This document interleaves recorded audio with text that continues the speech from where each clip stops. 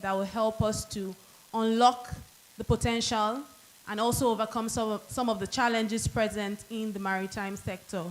As we engage in dialogue today, we hope that we leave here with opportunities that will help us to chart a path that will be crucial and helpful for the maritime industry. My name is Elizabeth Musa, and I'm honored to be your host for this occasion. Thank you so much for coming in and for coming in very early. We do appreciate your time, and we hope that you leave here with good network.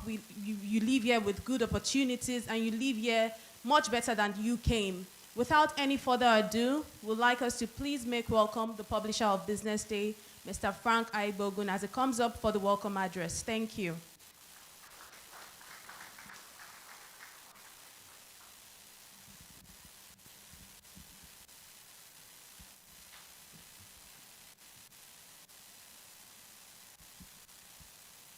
Honorable Minister, distinguished guests, speakers, sponsors, ladies and gentlemen. My task is a very simple one this morning, and it is to welcome you warmly to this maritime conference organized by Business Day. I think it is fitting for me to start by appreciating our Honorable Minister, who, despite the very short notice and his rather busy schedule, has made time to be here to honor us with his presence this morning. I'd like for us to give the Honorable Minister a good applause. Thank you so much, sir. I assure you next time we will be more diligent in giving you enough notice for an engagement like this. But I believe that your presence here this morning is a testament to your dedication to the task that is ahead of us as a nation. I would also like to put on record the very close collaboration that we had with you, Honorable Minister, when you were governor of the great state of Osun. I have seen some of my friends this morning in those early and old battles. I welcome all of you this morning. We all are agreed on one thing. The maritime sector is a very important sector around the world and also in Nigeria. The maritime sector is a significant revenue earner for nations, but it's also crucially facilitator of trade, whether it be domestic or international trade. That I am sure we are all agreed on. We're here this morning, whether we are players in the sector, whether we are regulators, whether we are policy people in government, or we are only just observers or those who oil and make the sector work, like bankers and all others. We are joined as well by key investors, those who have chosen to walk the talk. They do not only talk, they also put their money where their heart is. And I welcome all of you, because the work that you do, the choice of your investment, help to make this sector what it is. There is indeed a lot that is happening and will continue to happen in terms of transformation. Sometimes in Nigeria, we get a bit too cynical to identify and to applaud changes, positive changes that we see in our environment. I believe that the decision by the president to particularly create a ministry, as he has done, the one that is led by our honorable minister who's with us here this morning, is, in my view, a good example of identifying an important asset of government and of the people of the Federal Republic of Nigeria, and then putting the effort and the resources behind that identification to make it to work. As I said earlier, I am here for a very simple task. But it won't be done without me saying that I'm expecting, given the array of speakers that we have with us this morning, I won't be done without letting you know that we are providing a guarantee that surely the time that you have chosen to spend with us this morning will be well worth your time, given the array of speakers that we have who you will be listening to shortly. Not too long ago, I had the very rare privilege to visit the Lekki port in Lekki. And I was simply amazed by what I saw. Our visit was made even more symbolic and special because as we were there, a vessel arrived. Seamlessly, quietly. In fact, we could have gone and left without knowing that the vessel had arrived. Except that we were all looking at the screen. And suddenly we saw a vessel appear on the screen. And it then turned out it wasn't a video. It was a real life video, situation that we were watching. That is massive. I have been in Lagos and I have been involved with Apapa for a very long time. So I'm quite familiar with this kind of things. I was truly amazed at what I saw.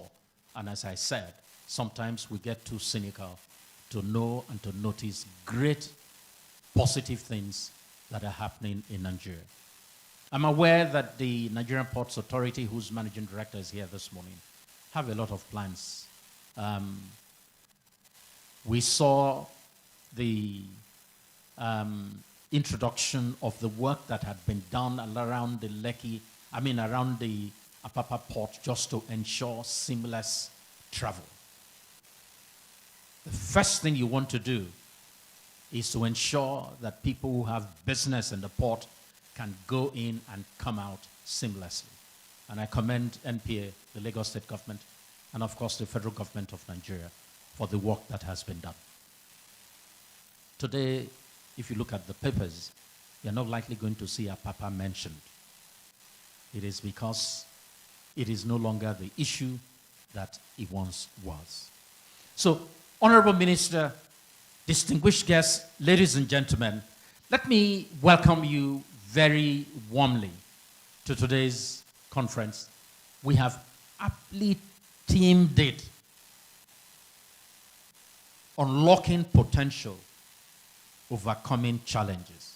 Before I take my seat, let me thank our sponsors who have been generous in ensuring that we are able to gather here this morning. GOG Marine, Lekki Port, CFAX, Preston Pedabo. I would have been shocked if I was unable to mention all these four names in terms of the association with us this morning. It shows the role they are playing and the important work that they are doing. I thank you very much as dear sponsors. And once again, let me formally welcome you warmly to this conference. Thank you very much. God bless you, and God bless the Federal Republic of Nigeria.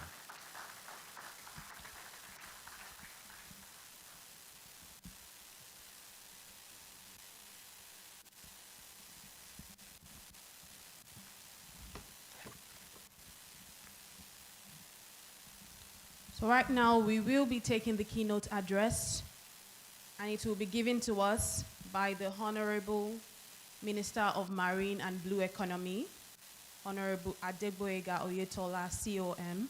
But before he comes, I'd like to do a quick profile about him. Mr. Adegboyega Oyetola, CON, is a notable figure in Nigerian politics and business. He formerly served as the governor of Osun State in the year 2018 to 2022, and he currently holds the role of the Minister of Marine and Blue Economy appointed by the President of the Federal Republic of Nigeria, President Bola Ahmed Tinubu, in August 2023. But because he's already here, please let's give him a round of applause as he takes the keynote address. Thank you so much, sir.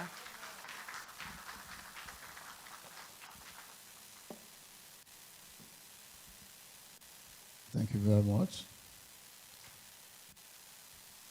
I'd like to recognize the organizers of this event, the BusinessDay Media Limited. Thank you very much for identifying with Maritime Blue Economy. I equally welcome the critical stakeholders who are here, the heads of our agencies in the Ministry of Maritime Blue Economy, and the panelists. Distinguished gentlemen of the press, ladies and gentlemen, good morning. It gives me great pleasure to speak at this conference with the team Unlocking Potential, Overcoming Challenges. I wish to extend my best wishes to the BusinessDay Media Limited for providing this platform to enable stakeholders to deliberate on issues concerning the development of the maritime sector. As we gather here today, it is imperative to recognize the significance of the maritime industry. With 853 kilometers of coastline, 10,000 kilometers of inland waterways, and rich marine biodiversity, the sector holds immense potential for economic growth, job creation, and sustainable development. As most of us may be aware, there are obvious challenges encountered by the sector.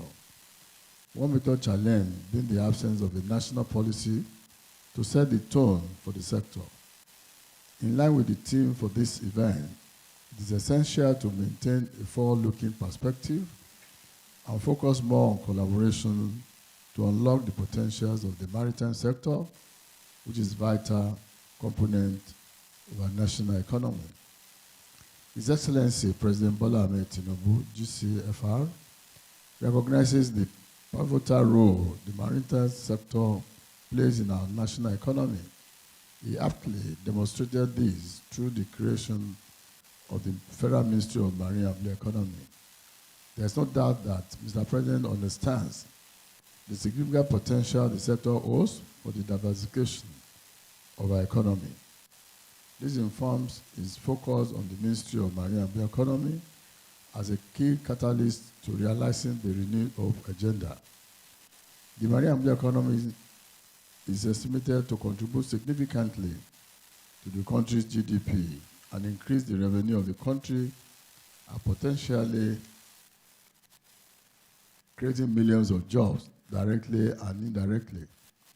As the pioneer minister of the ministry, it is my primary responsibility to lay a solid foundation for the sector so as to position Nigeria as a premier maritime nation. The objective of optimizing the potential of the marine and blue economy to diversify revenue, deliver sustainable development, and cultivate environmental stewardship can only be achieved by enabling an inclusive maritime and blue economy driven by an operating environment that meets global best standards. The federal government is committed to addressing industry challenges in order to unlock the full potential of the maritime sector. We want to create an enabling environment that will foster investor confidence, promote transparency, attract the needed investment, and facilitate growth in line with Mr. President's mandate and agenda.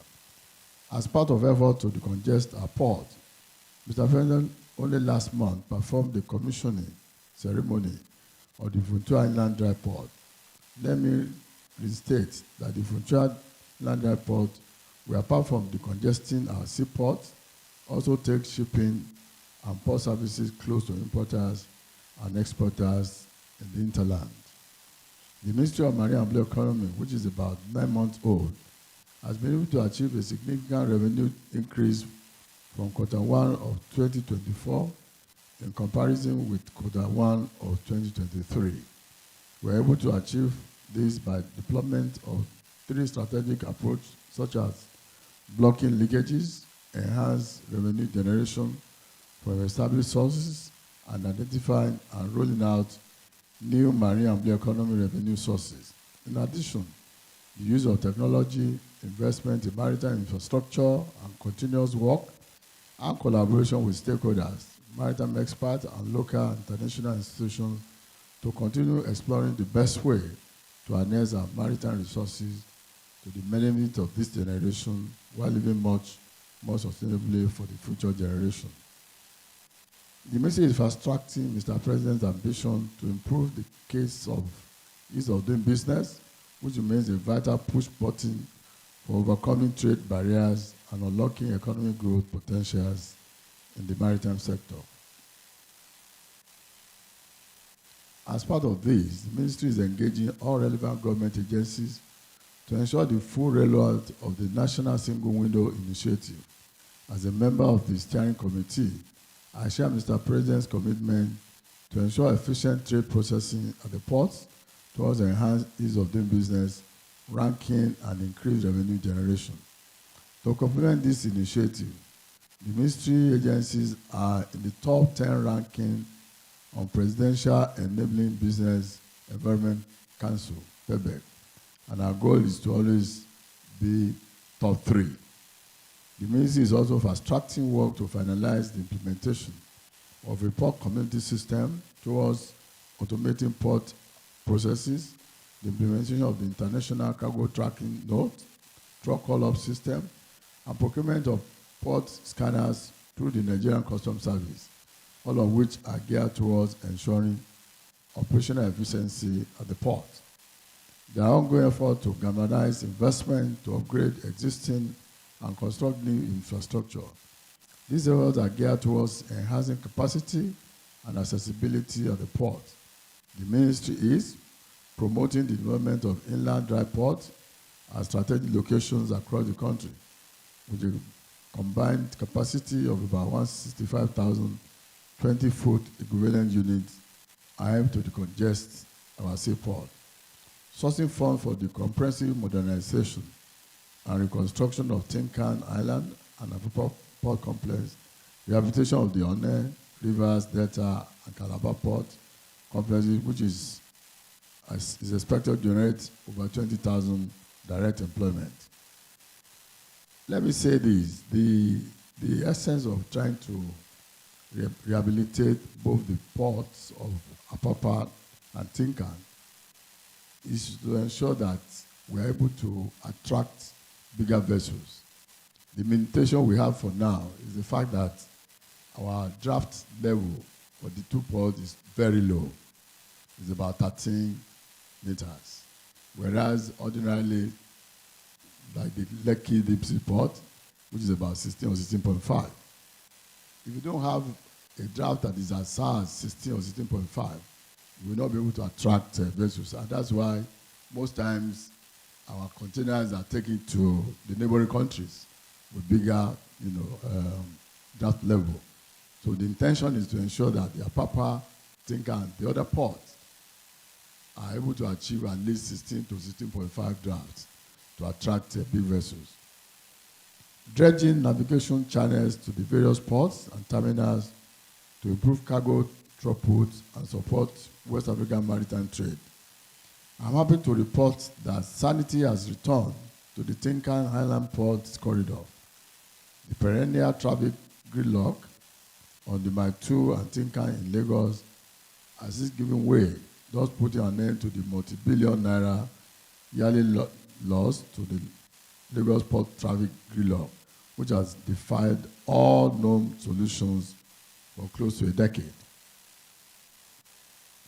The ministry is also interfacing with the Federal Ministry of Works to rehabilitate access roads to the ports, while the Ministry of Transportation is assisting to connect the rail lines to the ports.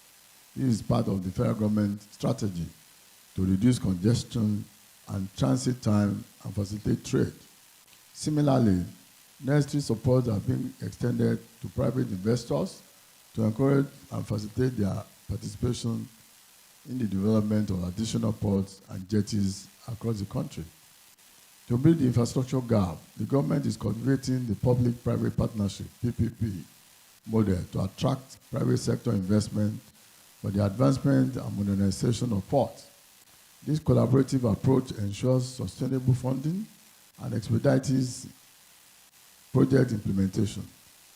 The ministry is receptive to investment in our port sector for projects on port modernization, channel dredging, automation, inland waterways development, cruise services, development of modern cargo handling equipment, terminal operation, technology innovation, among others.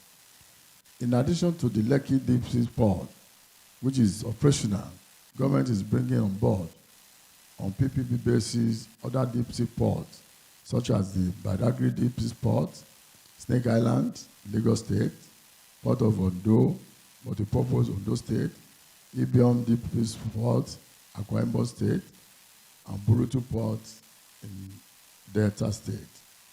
The ministry is working in concert with all relevant stakeholders to finalize the arrangement for the development of the cabotage vessel financing fund, which will assist the indigenous shipping operators in acquiring new vessels to enhance indigenous capacity building.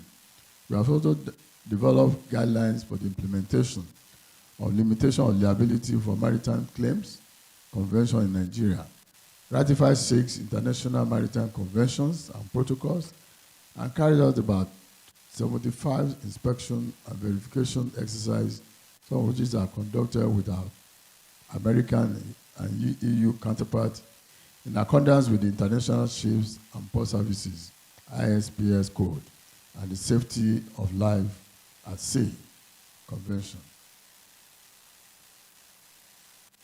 Safety and security are major factors in maritime operations. I'm happy to announce here that with the development of state-of-the-art surveillance and response system under the Deep Blue project, safety and security have been firmly restored in the Nigerian maritime environment. The ministry and its agencies are doubling efforts to strengthen the existing initiative. The Deep Blue project and the collaboration with the armed forces, especially the Navy, is key and remains a priority to the ministry. We are resolute to sustain the current incident-free record in this regard. For the past 2 years, there has been no incidents of piracy in our waters.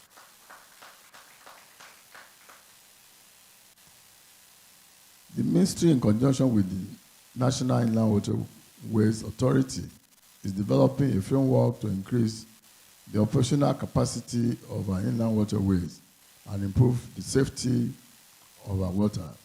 Only 2 days ago, I commissioned at the national headquarters of NIWA in Lokoja, Kogi State, fiber-reinforced plastic boats and water ambulances as part of our deliberate effort to phase out wooden canoes with a view to boosting safety and revenue options in the inland waterway.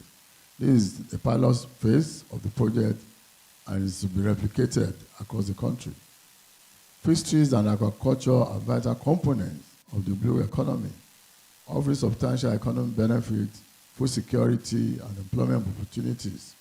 There is therefore a need to promote the sustainable use of the marine resources, preserve biodiversity, support ecosystem services, curb illegal, unreported, and unregulated IUU fishing along our coastline.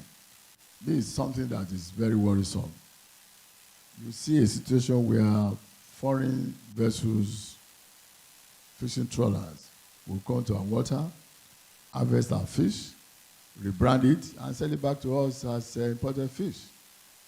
So we're working very hard to ensure this is minimized, if not totally eradicated.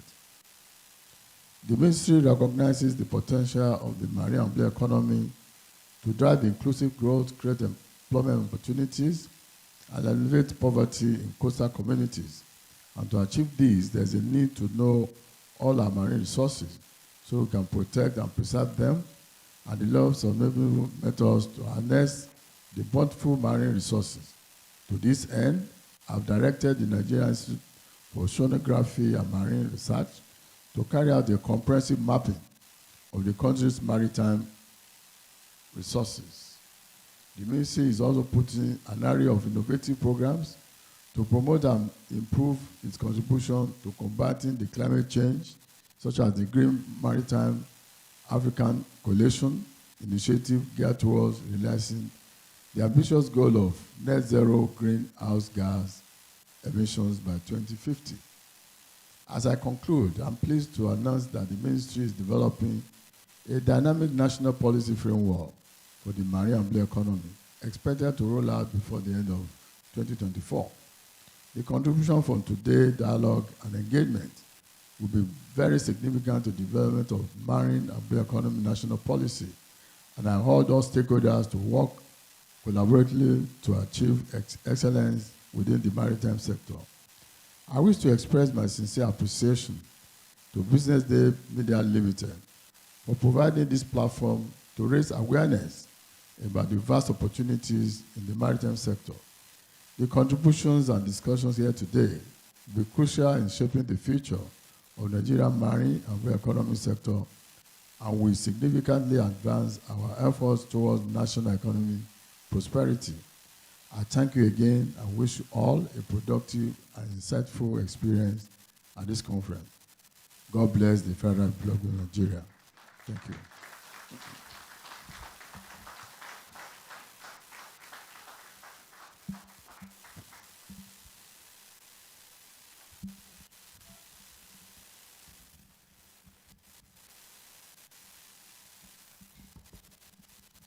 Thank you very much to the Honorable Minister of Marine and Blue Economy for highlighting some of the brilliant work being done under his leadership, and especially with the restoration of sanity to the Tinkan Island port.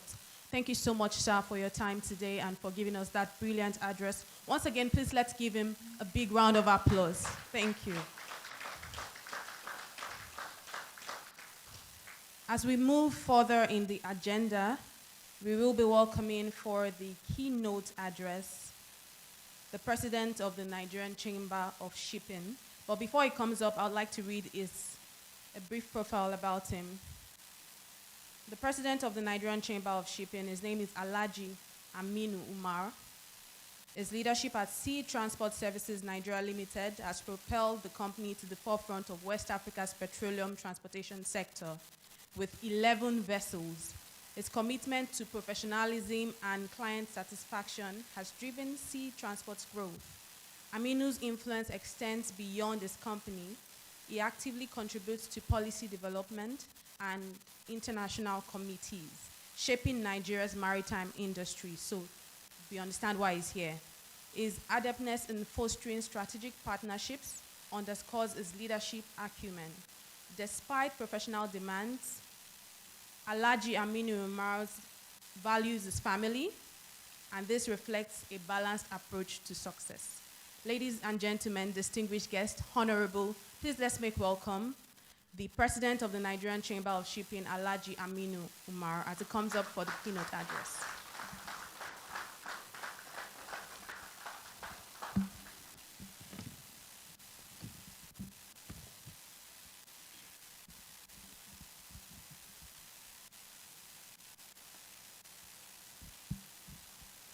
Good morning, all. Honorable Minister, thank you for a very great speech that you made. Let me also recognize the MD of Nigerian Ports Authority and I believe the ES Shippers Council, and thank my colleagues that are here that are all participating in this discussion. So let me also use this opportunity to thank the owner and the MD of BusinessDay, who actually happens to also be a neighbor that we used to live together. So I must say from Nigerian Chamber of Shipping, we're very encouraged and actually very happy that you put this together. And it is really something that we always look forward to have this platform where we can discuss about the challenges and potentials in the maritime industry. So I am not going to present a very elaborate paper because the minister has already done that for us.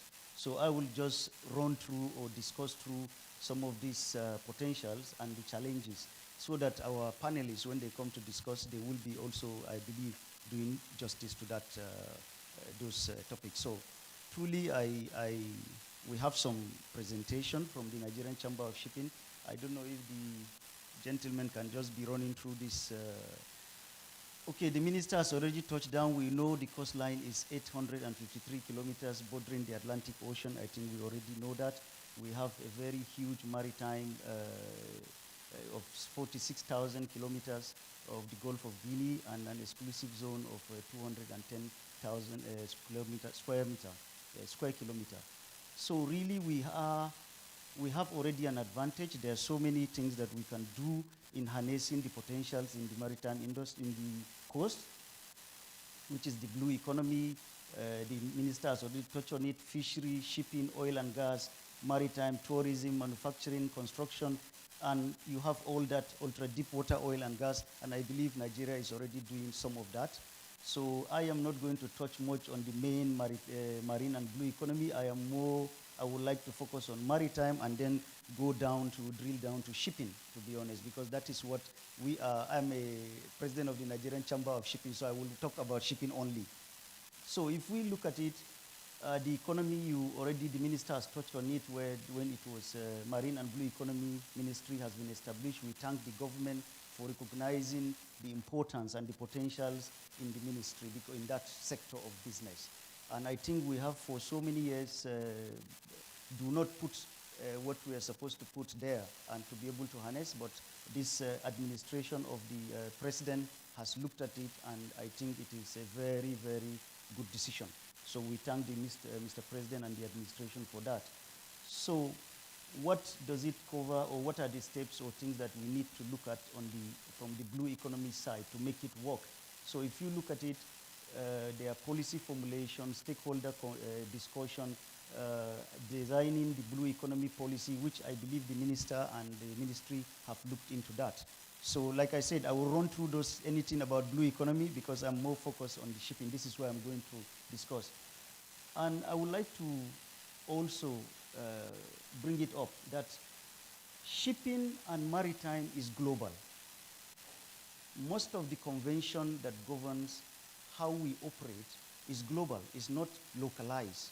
It's not something that is domesticated to only one nation. So it's something that, because the ships move around the world, so whatever you have here must be the same thing that you will have all over wherever you go, because it's not like you have different laws and then if you move to another country, then it is a different stage. So I think for us, this is what we need to have in our mind as a policymaker when you draft or sign, because we see a lot of the time that we adopt or sign IMO conventions when actually it's not for us, because of the region we do not need to do that, because we are not yet at that level, because we are not looking at it. We believe, and that is the opinion of operators, is sometimes we sign it from the position of that, let's join and sign, but when actually we are supposed to look at it,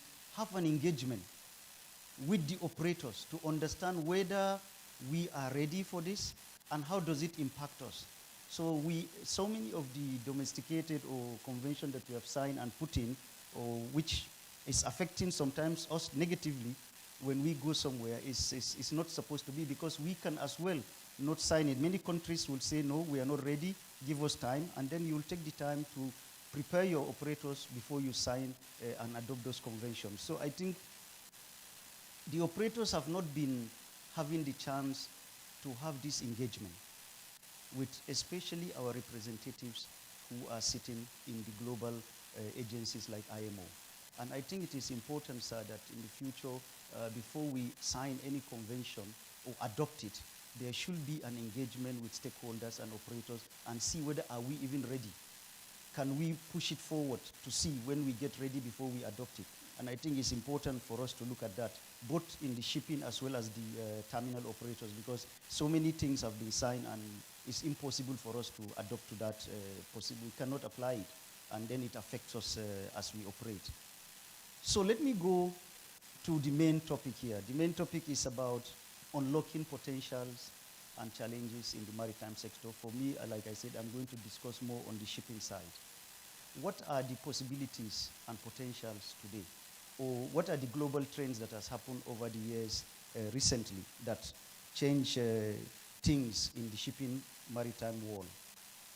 I believe all of us are aware the post-COVID era, nothing has remained the same post-2020. Everything has took a different turn. I believe how we work in the office, how we do our things, post-COVID became something totally different, which many of us have not envisaged that. In the shipping world, Russian-Ukraine war is one issue that has affected us. Israel-Hamas war in the 2023. African continental free trade also. And now, which is the main topic to discuss, energy transition. These are events globally that has affected shipping and is still affecting us as we go forward.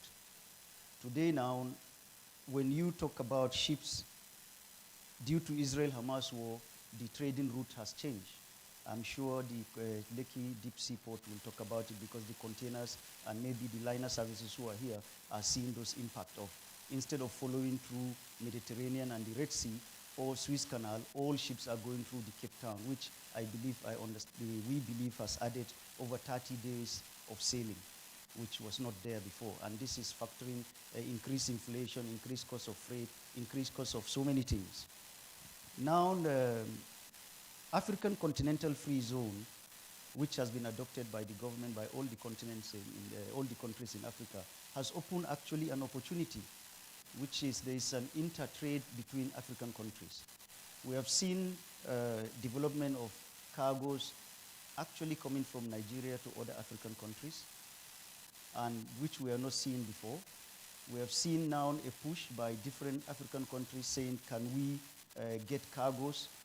We believe this is something, is a wheel, and wheel starts moving slowly, and then it will continue to move.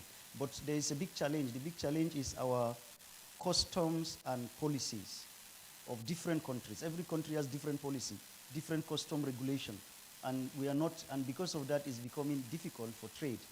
And then the biggest of all, which I believe we have been hearing that from the banking sector, is the currency of trade. Because the currency of trade is between Africa. If I'm doing something, do you have to get dollars to do trade with Ghana? Do you have to bring in euro to do trade with Cote d'Ivoire? How do you do it? Which currency do you use?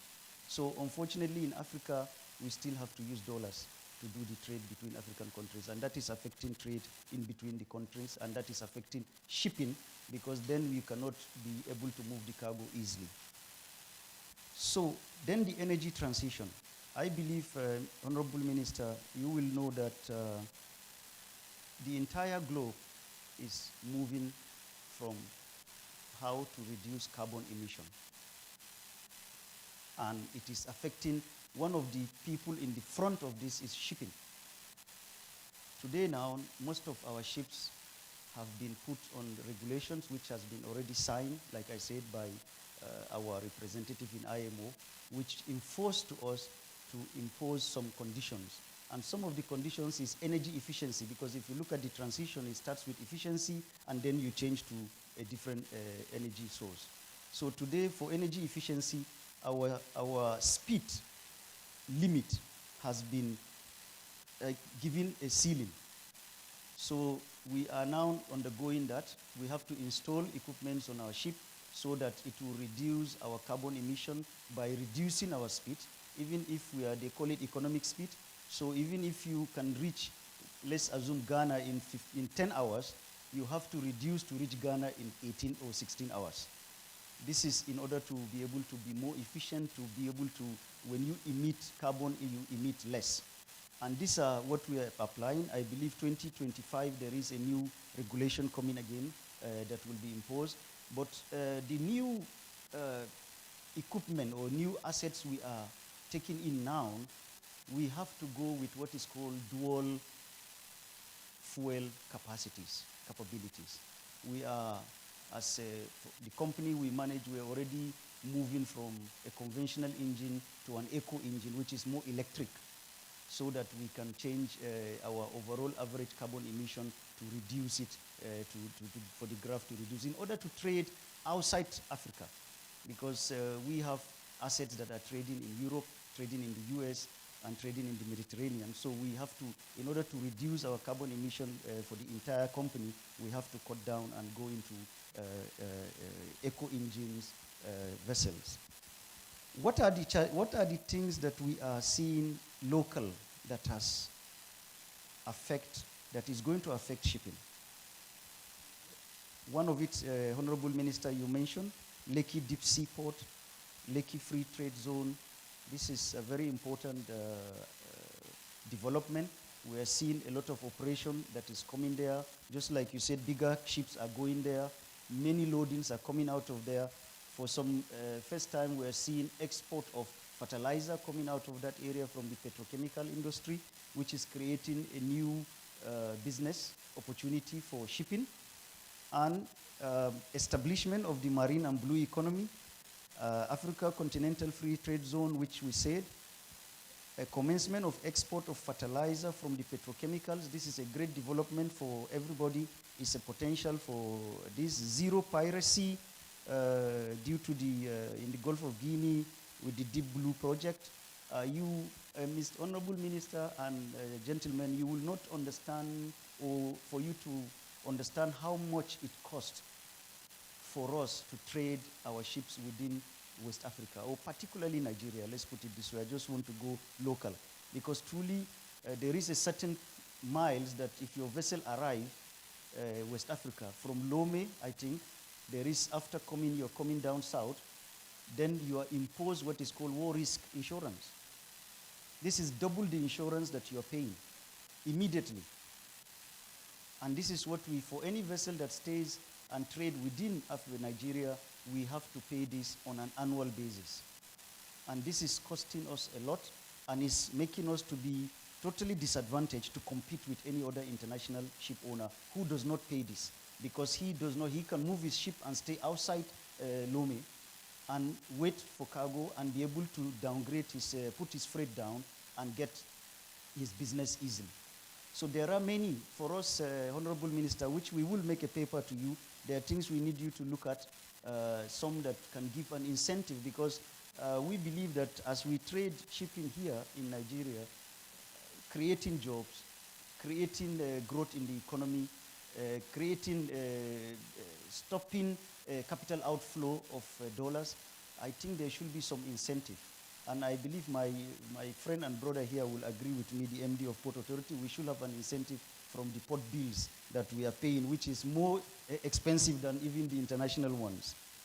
How then most of all, what has happened for us in the wet cargo division, which is tanker, as you know, I'm a tanker operator, is the Dangote refinery that come upstream. This has totally changed the dynamics of shipping business in West Africa. You cannot phantom, because majority, if you know, all the cargoes of petrol, which in shipping is called CPP, clean petroleum products, that come to Nigeria are 100% imported before Dangote refinery starts. Now we are seeing cargoes delivered to outside Nigeria. Actually, I have one of 2 or 3 of our ships that have loaded from there and are delivering to Congo, delivering to Gabon, delivering to Guinea, and delivering to Senegal. So this is a very big development that I believe will change the dynamics of shipping.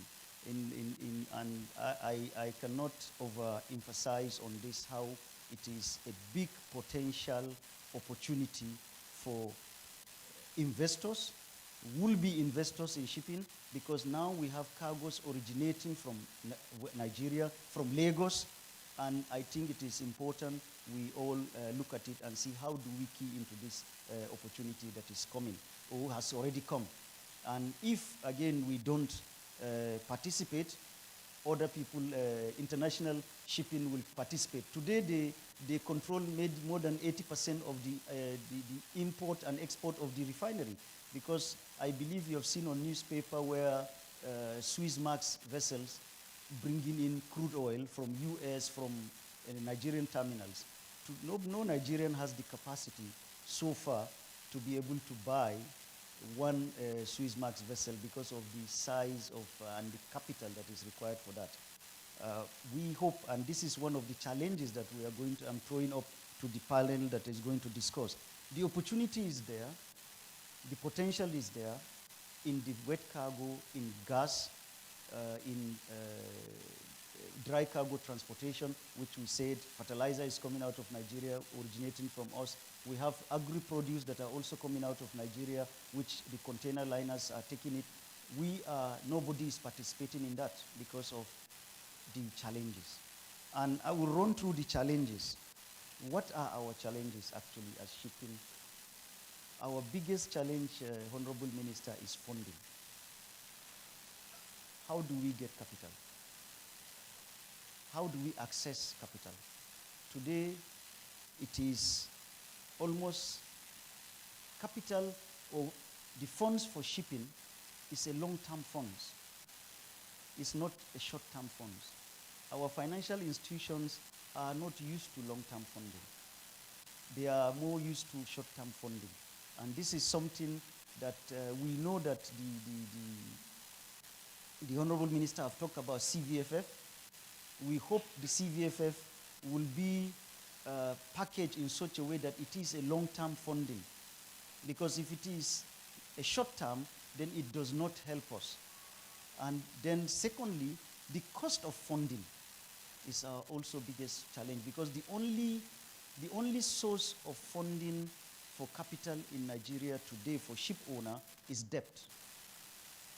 It's through the debt, either through intervention, CVFF, or through banks. We have not been able to grow to the level where we can go to the capital market and access equity to be able to create this fund. Unfortunately, we are unable to, up to now, we are unable to do that. And maybe over the years, the industry or the economy will grow to that level. But that is what our competitors are able to do. They are able to get equity funding from capital market, and because of that, they're able to get a long-term fund. And also the cost of capital is so low that today, I mean, Honorable Minister, I'm sure you know, and all the executives here and my colleagues, that interest rate has crossed over 20. While you're competing with somebody whose interest rate for his facility is 6%. So how do you compete? And his repayment period is 15 to 20 years. Your repayment period is 5 years maximum. How do you compete in the same market? It's just not possible for you. You are ensured you'll end up being bankrupt. And I believe the Honorable Minister, you can look into that. Our next challenge, Honorable Minister, is manpower, human capital. How do we develop the human capacity that will be able to run this business, this industry? I know we have invested so much. We have invested so much in developing the seafarers.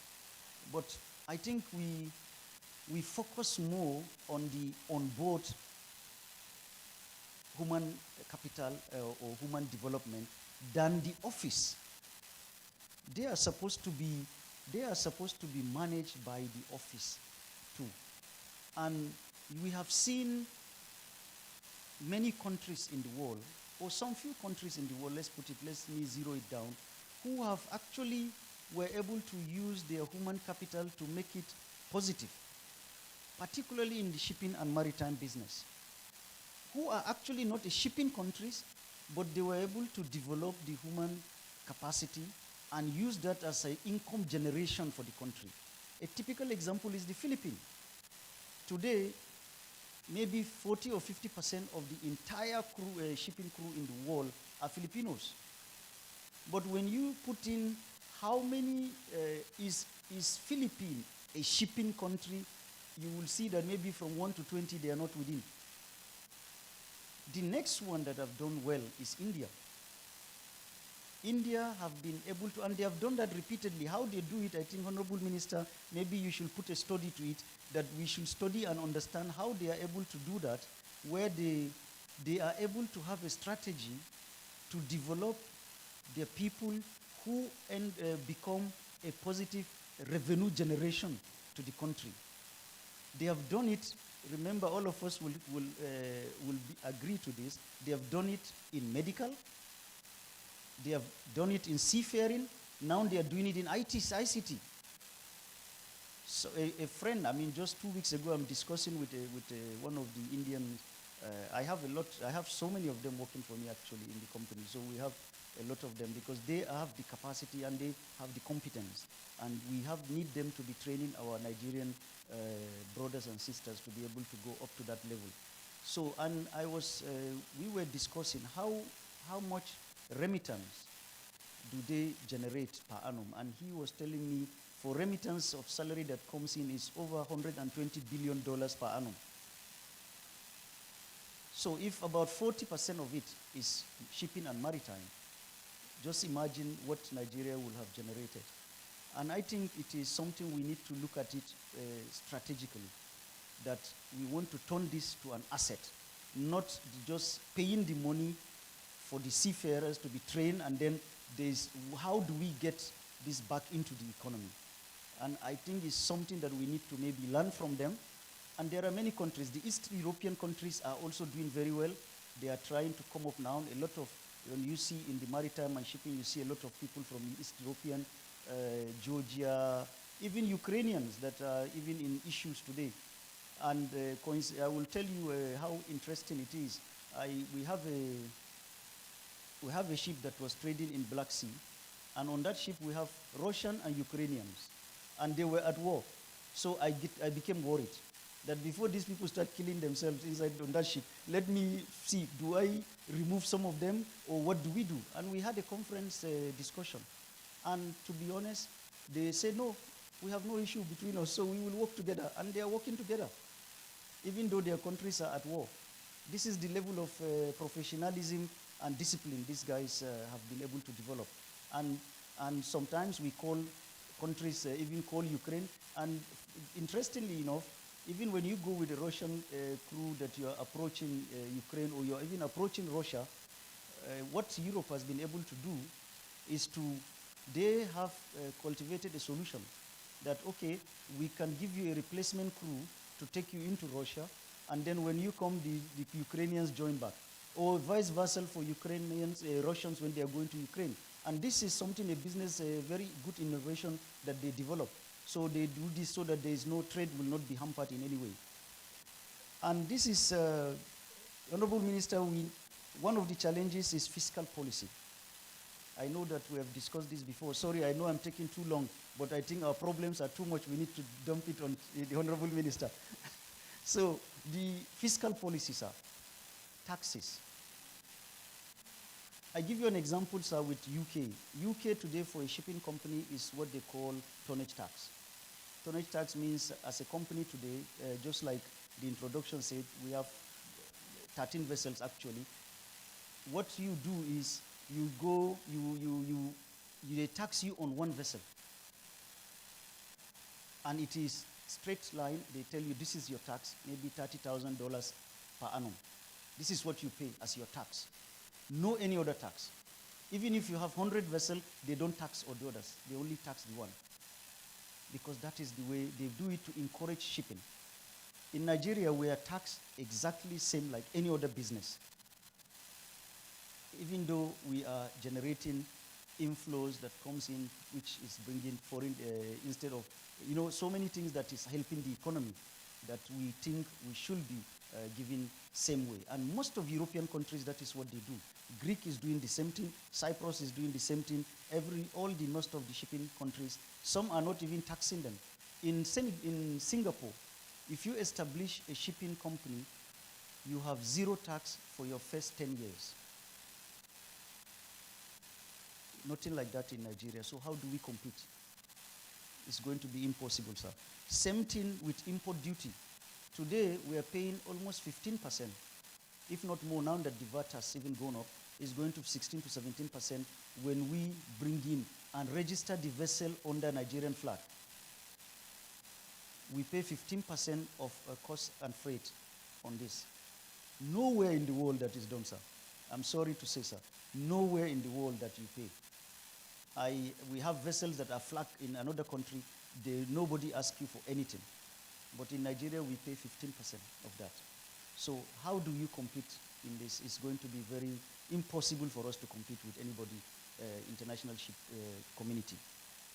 We believe there are a lot of things the Honorable Minister you will look at in the fiscal policy. I am NCS. We will put a paper for you, sir, on that so that you can look at it and how do you help us out of that. The other side of it, sir, is access to spare parts. Our process and procedures of equipment coming into this country, sir, either spares, either the equipment, is very, very tedious and cumbersome. When we put side by side with our neighbors, Lome, Cotonou, Ghana, is very seamless. Many shipping that you see, many ships, and I will say this to you, sir, if 100 ships calls the Atlantic side of Africa, which is where we are, I can bet you, sir, 70% of that ships is coming to Nigeria. But out of that 70%, I can almost bet you that even 5% of that will never channel their equipments or spares or anything through the Nigerian ports, because they would rather take it to Ghana, take it to Lome, or take it to any other country, because it's easier to join there. It's very seamless. It's less custom duty paid. The processes are easy, and there is no delay. Because remember, sir, shipping, every hour somebody is paying. It's either you, the owner, pay, or the charterer pays, or somebody is paying. So somebody must pay money for ships. So if you spend 1 hour more than what you are supposed to spend, somebody takes the cost. So because of that, ship owners would rather go to where these delays don't happen. And most of it is all other West African countries that our neighbors are taking advantage of that. When you talked about in your speech, sir, you talked about many cargoes have been diverted. Some of these cargoes is not only that is because of draft restrictions, it's also because it's easier to process and take it out easily. So please, well, Honorable Mr. They say my time is up. I have to manage and just summarize the rest of it. I think there is a lot of things to discuss, but I think I've covered some of it. There is a panel to discuss more. So to be honest, there is a lot of opportunity, and I want to emphasize that there's a lot of opportunity in shipping that we can harness to grow our business, to grow the economy of this country, to create jobs, not only for us in Nigeria, but to sell these jobs outside, which is something that we can do, and we can do it because, again, I keep on telling, I say this in many forums, that we have an advantage. Because, like I said, we have a lot of employees that are from different countries in the world. What is the advantage in Nigerian young we have? One, we have a demography advantage. We have very large number of youths. And two, in shipping, the language for shipping is English. There is almost no Nigerian that has gone to school that cannot read, write, and speak in English. We are employing many nationalities who are finding it very difficult to even communicate in English. So we can harness that advantage and turn it to a big opportunity and be able to sell it and generate money for the country and for employment for our youth who are looking for employment. I think if the Honorable Minister will look at our institutions that are there, how do we make it better? How do we work together with shipping community so that they can get classroom training and onboard training and the discipline that they need to have when they work on board ships. So, Honorable Minister, thank you so much, and gentlemen, God bless everybody.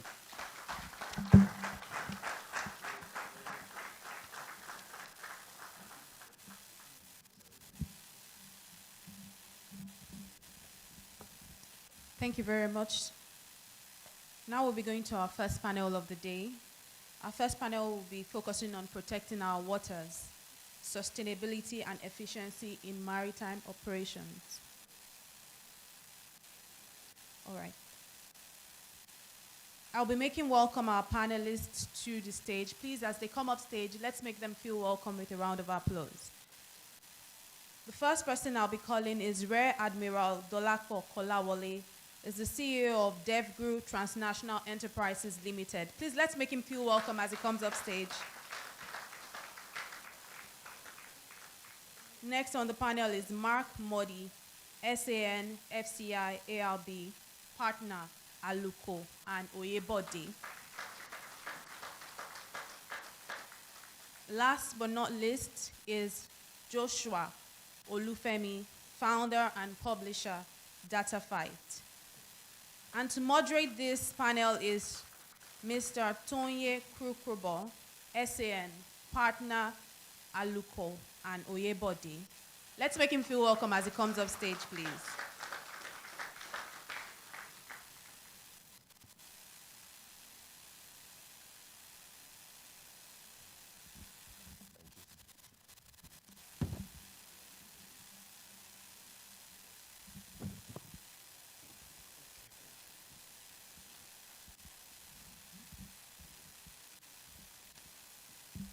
Good afternoon.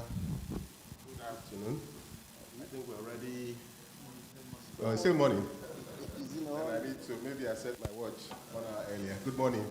Honorable Minister, it's a pleasure having you here. And may I also thank our Egbon, the CEO of this day, for the opportunity to do this morning. Our time is short. First of all, let me say that BusinessDay, my apologies. Our time is short. Let me first of all thank BusinessDay for the opportunity to do this.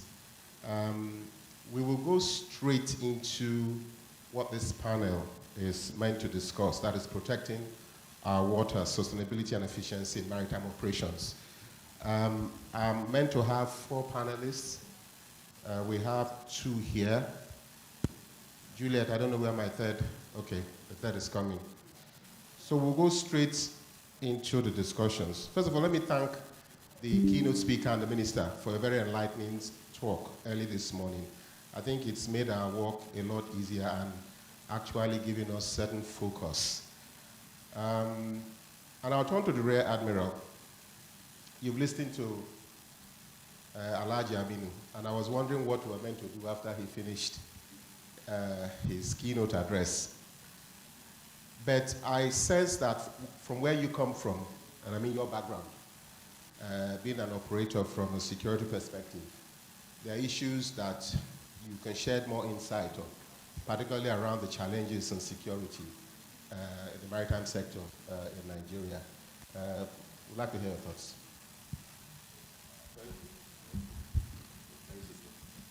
Okay, thank you. I would like to very quickly say that trade, commerce, activity, generating money in the maritime sector and the blue economy, first and foremost, depends on a secure and protected environment. Once your environment is not secure and protected, it affects trade, commerce in the maritime sector in the blue economy. It jacks up insurance costs, foreign investment is unwilling to come, and as we also know, one of the problems we have today is that a lot of oil companies have to engage private maritime security operators for protection. So these all builds up cost. So it's essential that one of our challenges, given the theme is overcoming challenges, is providing a secure maritime economy, a secure maritime environment where all can operate, without hindrance to security. So we all know the basic problems in our maritime environment, security problems, illegal bunkering, piracy, sea robbery, unregulated fishing, and so on. And so the issue now is how do we solve these problems? I'll start as an example with piracy. There has been a reduction in piracy recently. I would say thanks to the effort of the Nigerian Navy, its collaboration with other Gulf of Guinea navies, and employing harnessing technology to be able to reduce piracy. So there has been a significant improvement, but a lot still needs to be done. As an example too, we are now looking at our backwaters, exploiting our backwaters for maritime transportation. And do we have effective maritime domain awareness systems that cover the backwaters? Going further, the Navy has the Falcon system, which covers our EEZ and territorial waters, tracks ships, gives a hint, an indicator when something illegal is going on, can track a ship that has been hijacked, can monitor illegal bunkering, but what happens inland? And we are thinking of exploring this, and as soon as we exploit that capacity, our inland waterways, we are sure to have issues such as robbery, sea robbery. You know, there's a difference between sea robbery and piracy. Piracy is more of out there, sea robbery is more of inland. Also, coincidentally, while in service, I'm retired now, of course. While in service, I commanded the naval base in Lokoja, NNS Lugard. And this was one of the reasons why NNS Lugard, why the Navy established a base in Lokoja. The concept then of developing the Onisha port, the seaport at Onisha, and from there being able to ferry in cargo far in up north, through the River Niger, River Benue. You know, you can even bring in cargo all the way from the Niger Delta up to Kaduna. You can link up to River Kaduna, yes. And it was envisaged that there will be security challenges along those routes with pirates, sea robbers, thugs, hijacking and harassing boats and so on. So that was why Lugard was set up. But we have to now exploit technology to protect those inland waterways and develop further capacity. For example, the Navy expanding and building up on the Navy Special Forces, which specializes in riverine operations and so on. So these are the areas, you know, that I want to highlight. Also, one of the biggest problems has been the SOPOMO laws, which help you prosecute. There's a big gap, a big lacuna. You arrest the pirates. Where do you try him? Most countries don't have the regulatory bodies, the regulations to try a pirate. So a lot of them, after some time, get off the hook, and you find him back there in those waters doing the same thing. Do we have the regulatory bodies, laws enabling that if I catch a man at sea, arrest him finally, take him off the vessel he's hijacking, will he go to jail? Or he will just languish in the cell for a few months, dilly-dally here, there's no means of prosecuting him, and then he's off, and then he's back there. The second thing I want to also bring up now is non-kinetic approach. Basically, by my background, we always look at the kinetic approach, the application of violence and force to stop crime. But we must say something. Crime originates and develops in the human mind. And so what can be done such that our youth do not look at these things as a means of livelihood, piracy, illegal bunkering, and so on, which is the non-kinetic approach. The human soul and spirit is very, very strong. So if a man wants to do it, no matter the amount of force you are applying to stop him, no matter the threat of him being arrested, he will still do it. So there's a need to look at the non-kinetic approach, you know, as to how this can be solved. Some progress too has been made on that. The amnesty program, which stopped the insurrection and the Niger Delta problem, which was a serious hindrance in the blue economy. Some will also say some of the security agencies, non-governmental, that are being employed today to guard, as an example, our oil pipelines and so on. Some will say these were the people involved in illegal bunkering to an extent. Now you've converted them to guide those same facilities they were seeking to vandalize.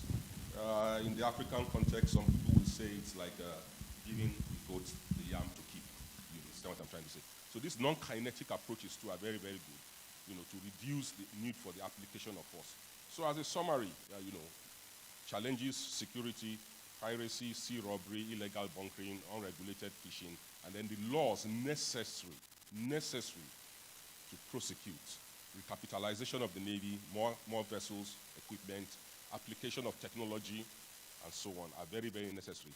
We must always remember to summarize that trade and commerce can never happen, can never flourish, can never take place if the environment is not generally secure. I would have liked to expatiate further, but I'm conscious of the time limits. Thank you. Thank you very much. Thank you very much. So, Mark, Ariel raises some very interesting points, particularly around regulatory framework and how it dovetails into maritime operations in Nigeria. You care to share some insights and your thoughts on this? Yeah, thank you so much. First of all, I'd like to express my gratitude to the organizers, Business Day, and in addition, I defer to whatever pieces of protocol have been expressed before. Honorable Minister, I greet you, sir, and everyone else. Well, law is a tool for social engineering. We use law to create the right kind of environment, not only for society to thrive, for individuals to achieve the greatest happiness possible, but also for everyone within a particular geographical location to thrive economically and prosper. So if you ask me, I do not think that from a legal and regulatory framework that there doesn't exist, sufficient laws on our books to deal with the, multitude of the challenges that you face in the blue economy. So, for example, you have the Admiralty Jurisdiction Decree Act, beg your pardon, of 1991. You have the Cabotage Act. You have entities such as NIMASA, NOSRAD, to ensure, greater sanity in the oil and gas space, ensure that there's environmental protection, and so on and so forth. You have other pieces of legislation such as the Merchant Shipping Act, and so on and so forth. So these pieces of legislation, if you ask me, do provide a sufficient framework for some of the things that need to happen in our economy, our blue economy. What really is the issue, if you ask me, is a question of enforcement. And enforcement is also down to resources. It's also down to resources. Do the Navy have the necessary tools to conduct the interdiction that they require for smuggling, outbound, inbound, human trafficking, etc., etc.? Do they have the resources to do so? So those are some of the questions that we need to ask. So it's less of a legal problem, if you ask me, and it's more of a I'm sorry to put the minister and the politicians in the room on the spot, but it's a political will thing. Do we have the political will to ensure that all that is required that will ensure that the blue economy functions properly, functions as it should?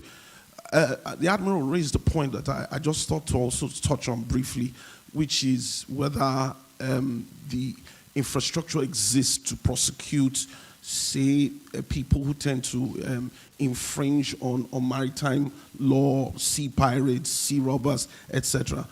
And the lawyers here will tell you there are more than enough courts to entertain those kinds of challenges when people are caught. But the question is, a judge who has 20, 25, 30 matters in one day, how much time is he going to spend on one criminal trial?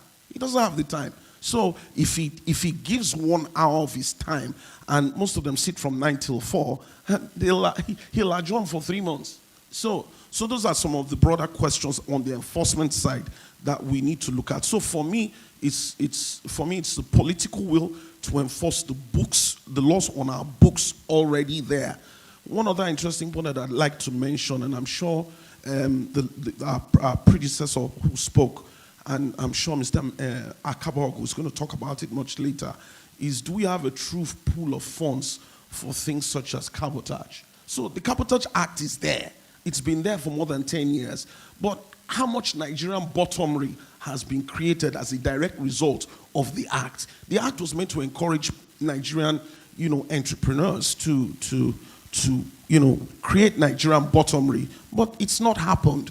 Another incident which is not legal, which I would like to refer to, is the fact that there's no, to me, and I might be wrong, somebody please feel free to correct me, there's no strategy or policy geared toward creating true technological development in the country. What do I mean? So, if you really want to be a maritime power, you just have to be able to make a combustion engine. It's not rocket science. It has to be. The internal combustion engine has been existing for at least 200 years. We can't make one here. So, at the very worst, let's even look to reverse engineer it. And you see in the automotive industry, they are doing it. People like Maxus, Mikano, I think. You also have Innocent.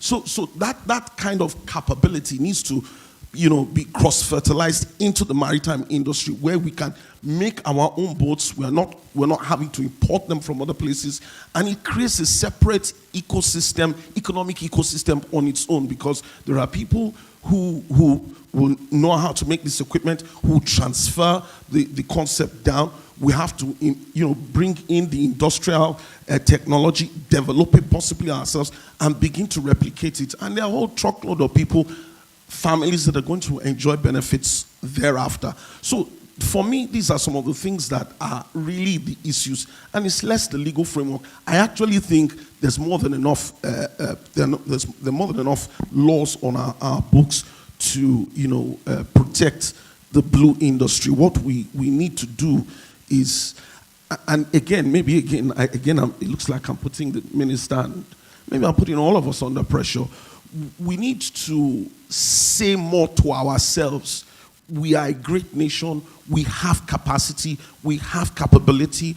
And the ability to transition from a mere importer of technology is available. How do we do it? We need to encourage ourselves a little bit more. If we say it a bit more to ourselves, perhaps people will take the bull a bit more by the horns. Yeah, that's my 2 pence for now. Thank you. I think it deserves a warm round of applause. I'm tempted to say my learned brother Silk is arguing. But thank you very much for your wonderful insights. And I know I'm looking at somebody that I don't want to look at, Juliet, warning me about time. But I would want to call on Joshua. He's online. He's virtual, I believe. So some of the thoughts we've shared here today, we've tapped on certain areas around potentials and challenges. And it's quite interesting that one of the areas that the keynote address touched on was the effect or impact of the AFCFTA, the African Continental Free Trade Area, as a potential area for growth. And I'm wondering, Joshua, you're online, if you have any thoughts to share on that and much more.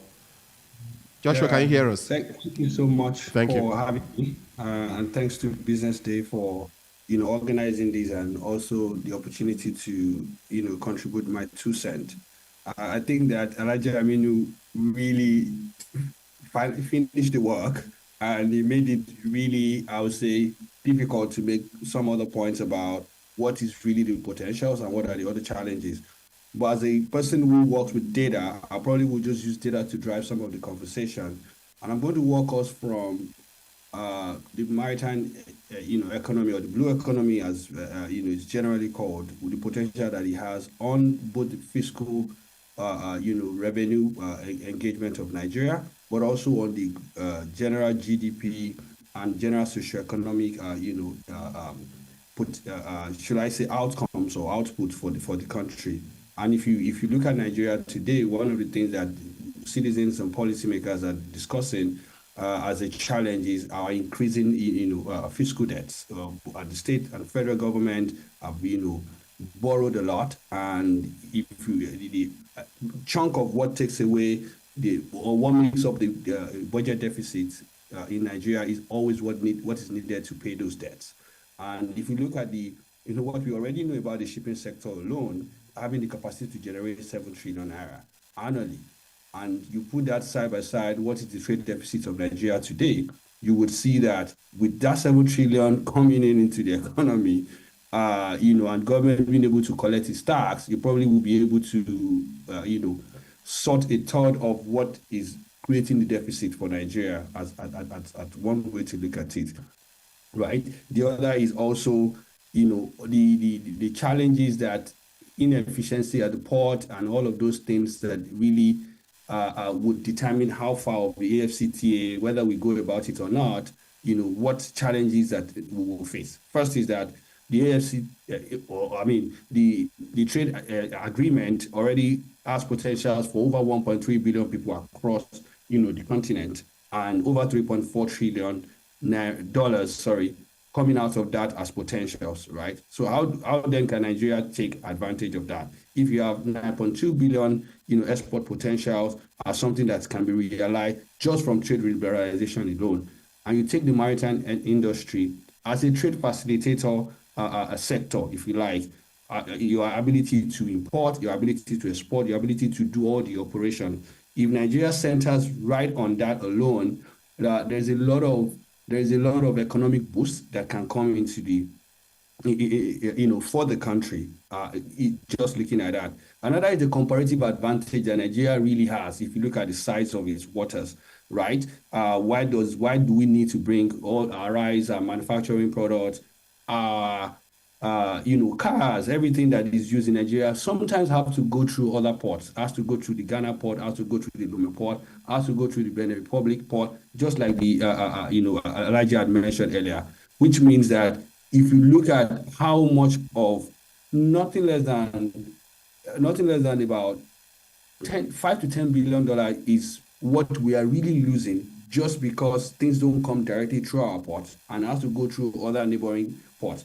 Now, if you liberalize, import across the Africa sector, and Nigeria does not take advantage or does not position itself to be able to use its own ports to go about, that trade facilitation, the revenue, the gross domestic and gross national income that we're able to get from that will not be much. Another way to look at it is we have 9 coastal states, at least 9 coastal states in Nigeria. These 9 coastal states happen to also be where you have your oil and gas industry and allied industry. You have them major. And none of these states can boast of $1 billion internally generated revenue. Now, if you look at what they're able to do with tourism, what they're able to do with other, maritime allied services that they can provide. I mean, the last speaker was talking about our ability to be able to build our own boats, ability to be able to build our own ship, ability to be able to, even do aquamarine agriculture and all of those other things that we're able to do that, can help. The transport and logistics in potentials also, if you have the trade agreement opening up the entire Africa space, things are able to come in from other ports, are able to quickly flow in, but we don't have, just even container, to warehouse these things, or ability to ensure that our ports also provide, the throughput, the time that ships stay at the port isn't so long, such that you don't transfer the cost of, of that port hour or port. Joshua, time. 1 minute.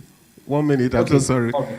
1 minute. So generally, what I'm saying is, if you take technology, infrastructural development and technology are centered to how Nigeria positions itself in taking advantage of the trade agreement. One, ensuring that also the port operation, and I mean the workforce also is improved on, and then ensuring that you have a data-driven operation. When international investment can't see the numbers that drives your operations, can't see the number around the logistics, your shipping operations, and the rest of them, there is always a second thought to go to neighboring countries to really do those businesses and avoid all the hassles or issues that you will have on the way. Thank you. I see potentials across state and federal level of of our engagement within the maritime economy. Thank you, Joshua. So as we round up, and beginning with you, Joshua, since you're the last speaker, I'd like to have the three of you just share, just 30 seconds each, less than 30 seconds, of what your parting shots would be regarding protecting the waterways and the topic of discussion this morning. Joshua, beginning with you, 30 seconds. I think you need a multi-sectoral approach. One is that you get, like I mentioned, if you look at the 9 states, you really need to bring these 9 states to the table when you're having conversations about protecting the waterways.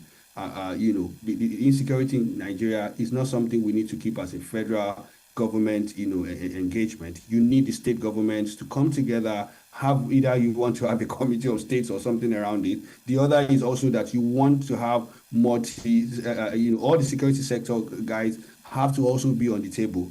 And the other is you need incentives for SMEs to be able to employ young people who are turning themselves around to make our waterways insecure. Brilliant.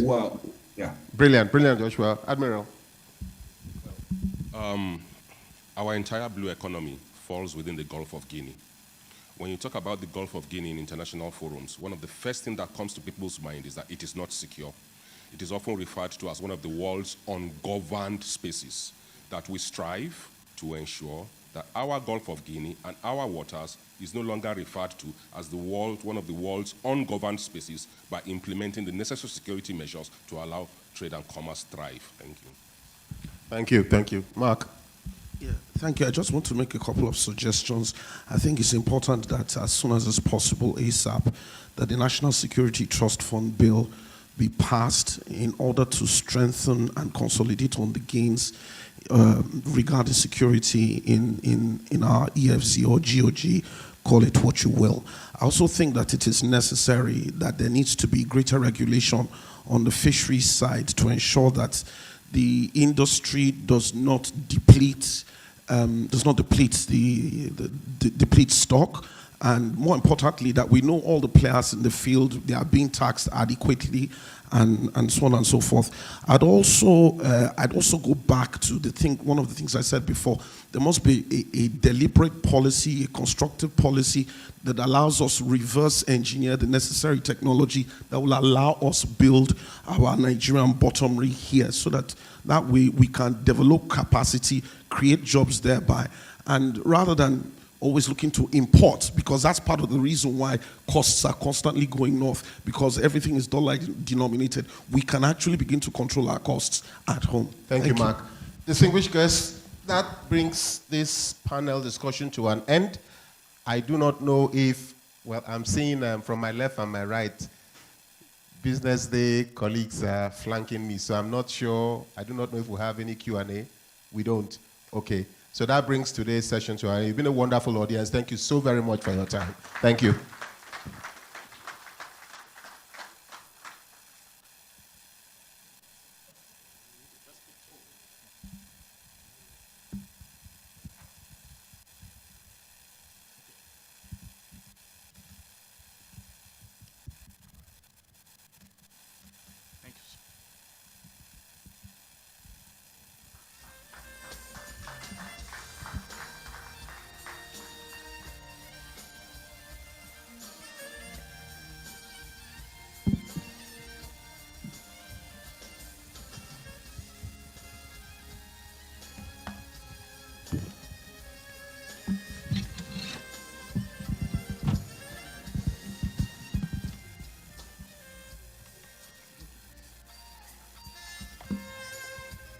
Once again, please, you did a fantastic job within time. So at this point, we'll be taking a presentation by the Chief Operating Officer at the Lekki Port, LFTZ Enterprise Limited, Mr. Lawrence Smith, and he will be giving us a presentation. As it comes up, please, let's give him a round of applause as it comes up, please. Thank you.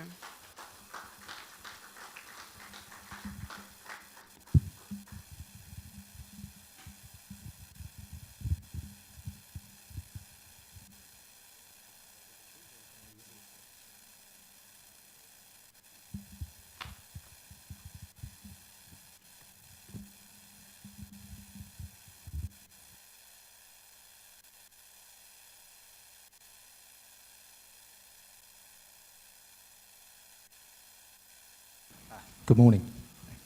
Good morning, everybody. Honourable Minister, distinguished guests, ladies and gentlemen.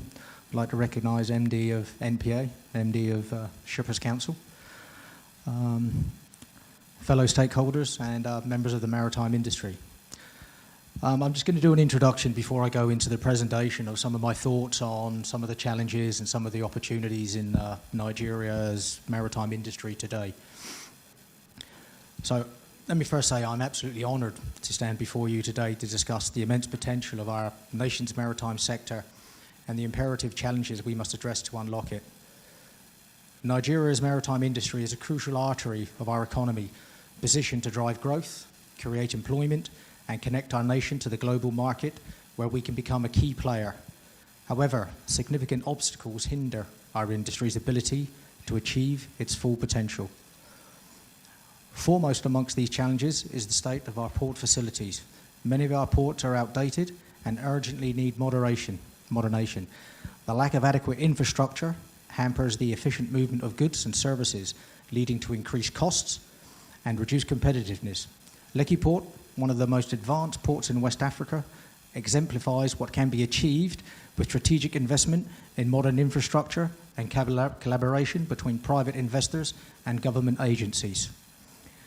The recent arrival of CMA CGM Scandola, the largest vessel to visit Nigeria, demonstrates the capacity for vessels up to 400 meters in length to berth in Nigerian waters.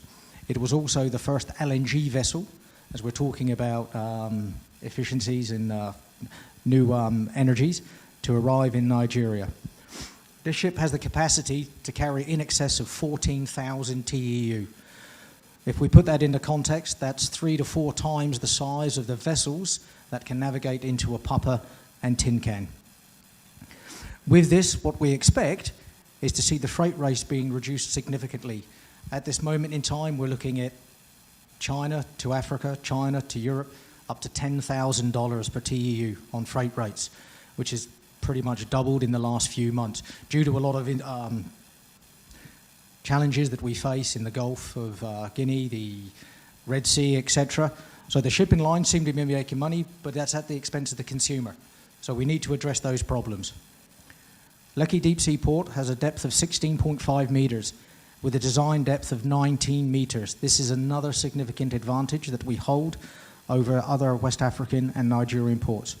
Further advantages that the port offers to drive economic benefits are 5 ship-to-shore cranes, the largest ship-to-shore cranes ever to be introduced into Nigeria. They cannot be matched for performance at the quayside anywhere else again in Nigeria, thus turning vessels around in a fraction of the time that we see today.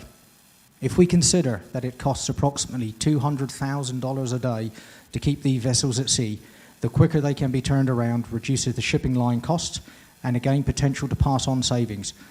Aligned with the latest terminal operating systems and vehicle booking systems, we can achieve greater efficiencies in the yard and reduce dwell time. I think currently average dwell time in Nigeria is about 18 to 19 days. If we compare that to European, American ports, it's probably a third of that as we speak. Generally, most ports offer 4 to 5 days free. These containers are being turned out in European ports in that time. Here, there are significant costs to the operators through dwell time. Also, we have installed 2 FS6000 scanning machines in consultation with the Nigerian Customs Service. These have capabilities of scanning 3 containers every minute, and we have 2. Again, no other port can compete with these efficiencies. Lekki Port also has the first Nigerian maritime attracted transshipment cargo. I'll talk about this in the presentation about the opportunities for transshipment cargo around West Africa, and we spoke about Nigeria potentially losing its cargo to other West African ports and what we can do about that by achieving these efficiencies.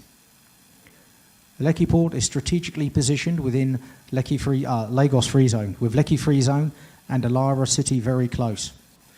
Due to the natures of the zones being bonded, we have a vision to be able to deliver directly from the vessel to the free zones, therefore reducing time and costs for the manufacturing enterprises within. We congratulated ourselves not so long ago that we delivered a container probably less than a kilometre in 24 hours. We congratulated ourselves on that. That's good, but I believe that we can do this in minutes. There is no reason that we cannot deliver a container from the ship to a truck directly to the zones within minutes. We call this just-in-time cargo, and this is what we should be aiming to do. However, to fully capitalise on this potential, we must elevate the standards of our other ports, and I applaud the NPA on their decision to invest the hundreds of millions of dollars to upgrade these facilities. A word of caution though, upgrading the ports alone will not drive greater efficiencies if the infrastructure around the ports is left behind. It requires each of the requisite government agencies to devise a long-term strategy for multimodal evacuation of cargo. Maritime hinders business opportunities. I would plead with the agencies involved to review their policies, to facilitate interest and attract those foreign investors that have so far been hesitant. I certainly believe that Nigeria is the land of opportunity, coining a phrase from the US. Security concerns also pose a significant challenge. Piracy and maritime crime continue to disrupt trade flows, causing severe hardships for businesses and individuals. These criminal activities erode confidence in our nation's ability to ensure the safe passage of goods and services. The recent seizure of a vessel underscores the ongoing threat of our piracy in our waters.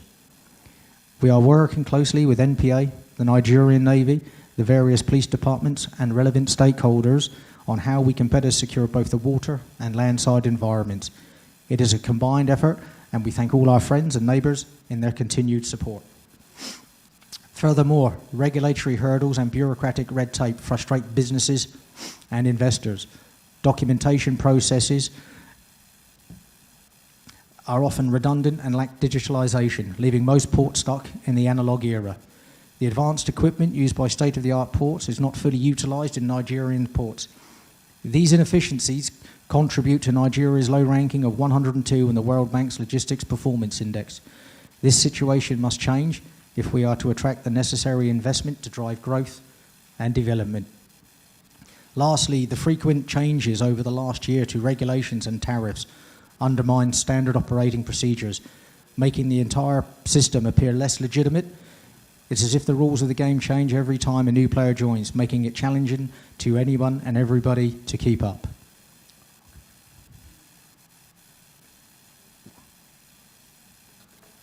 So just a quick insight into Lekki Port. Its location is 65 kilometres east of Lagos.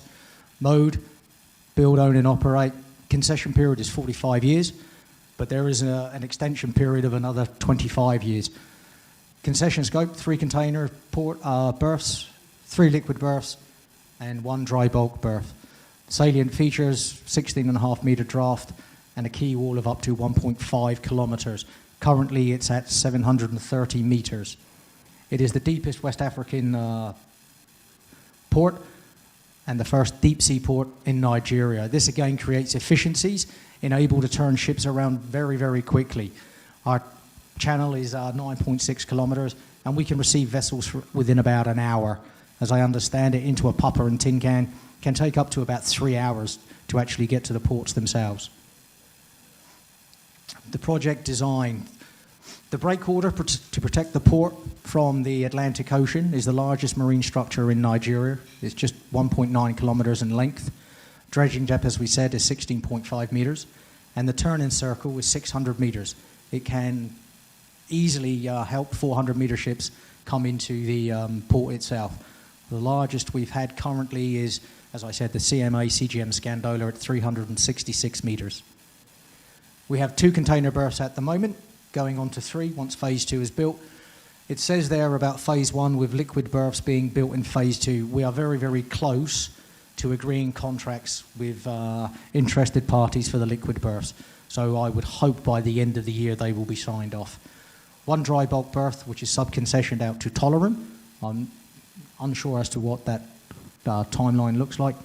And the Marine Services jetty is supplied operations by the Nigerian Ports Authority. Overcoming trade barriers and unlocking growth. So a healthy economy. A country's import-export trends are intricately linked to its GDP. And if we look at the major players globally, they are very, very export-centric. Nigeria is very, very import-centric. And as I said there about Nigeria being the land of opportunity, our country is blessed with agricultural opportunities, metals, minerals. And I would plead that the government looks at these opportunities to boost the economy, to boost what the ports can do. We'll go on in a bit and we'll see how stagnant the import-export growth has been through the Nigerian ports over the last 12 years or so. This is just an indicator of Canada and the US, but we look at Japan, Germany, China, major countries in the economic global look, and they are major exporters around the world. As I said, this is the looking at Nigeria's import-export trend. It hasn't really changed in the last 12 years. We've had a constant import-export of about 1.5 to 1.8 million TEU over the last 12 years. We have a population of 220 million people nearly. If I compare that to the UK has 60 million people. They have a throughput of around about 20 million TEU. There's a sizable gap. As we said before, strong economies, strong export business, and there are those opportunities in Nigeria today that we just need to go out and grasp. Talking about it again, Nigeria has struggled to promote export-orientated industries, manufacturing, agriculture, mining, etc. This limits the country's ability to generate revenue from exports and diversify its economy. With the change of orientation from imports to exports, the Nigerian economy will surely flourish. And that should be our focus. For some reason, the imports are just staying there. It's getting more and more expensive to buy importation goods.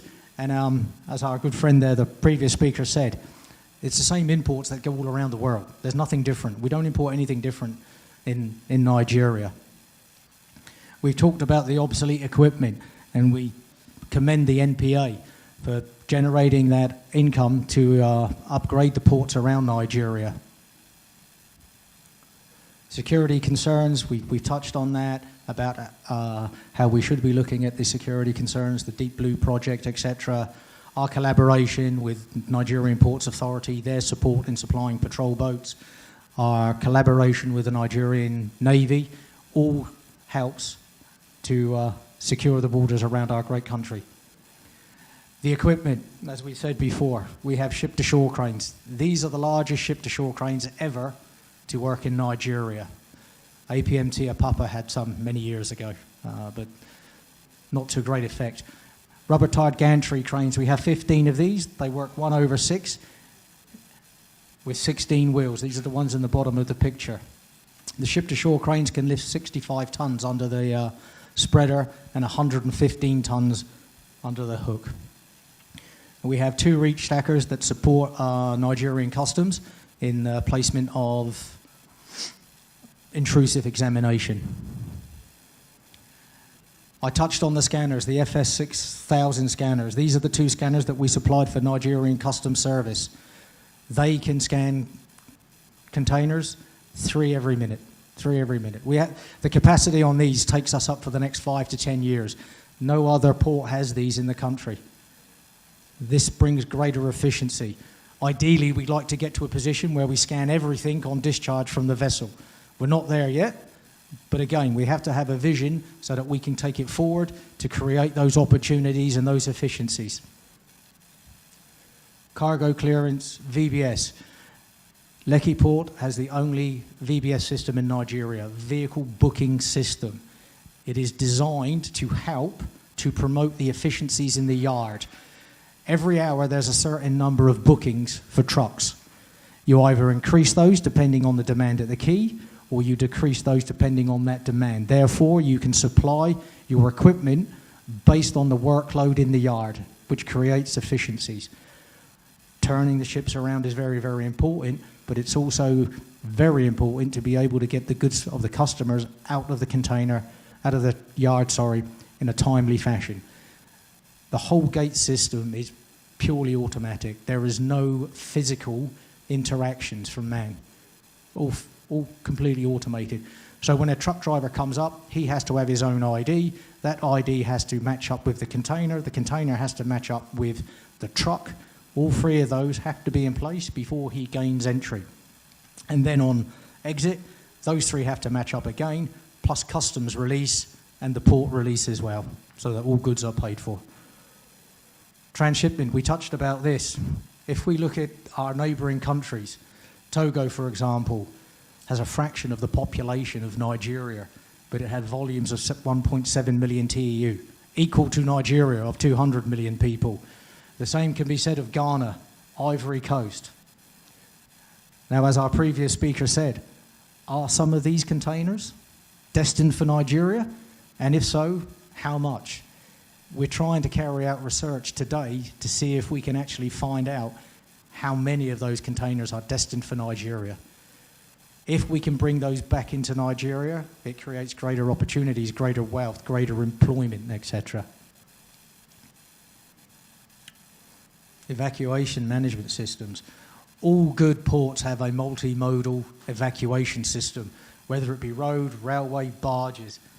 Currently, we have a road system, and we have to thank the Nigerian state government for the expressway that they've been developing the road, the Epe-Lekki Expressway, and the coastal road.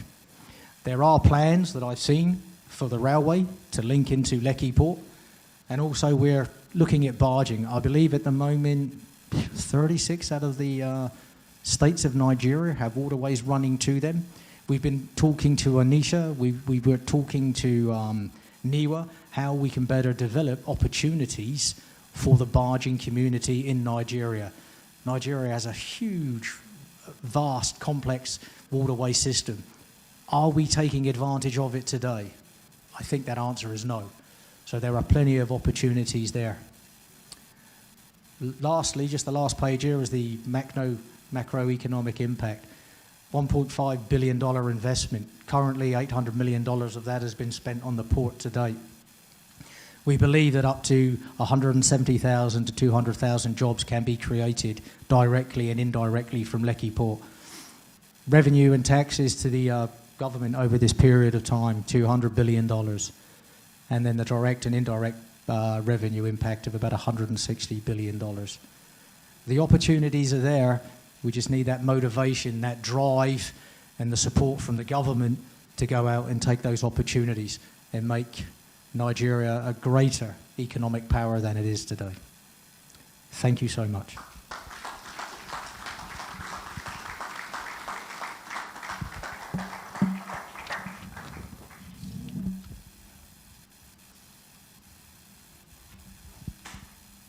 Thank you.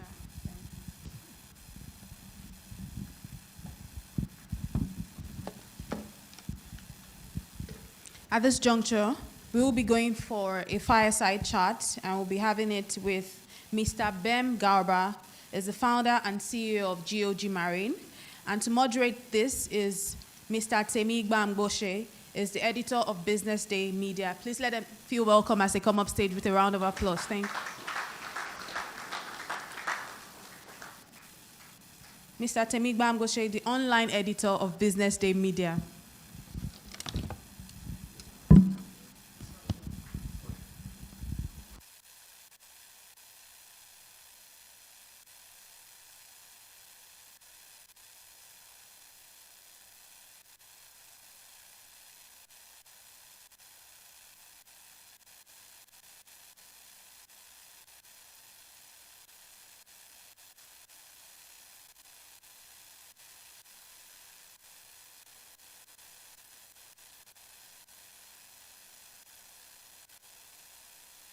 It's still, okay, it's afternoon now. Good afternoon. And I'm very happy to be here with you. It's a very big privilege to speak with you on this fireside chat. Thank you very much. All right.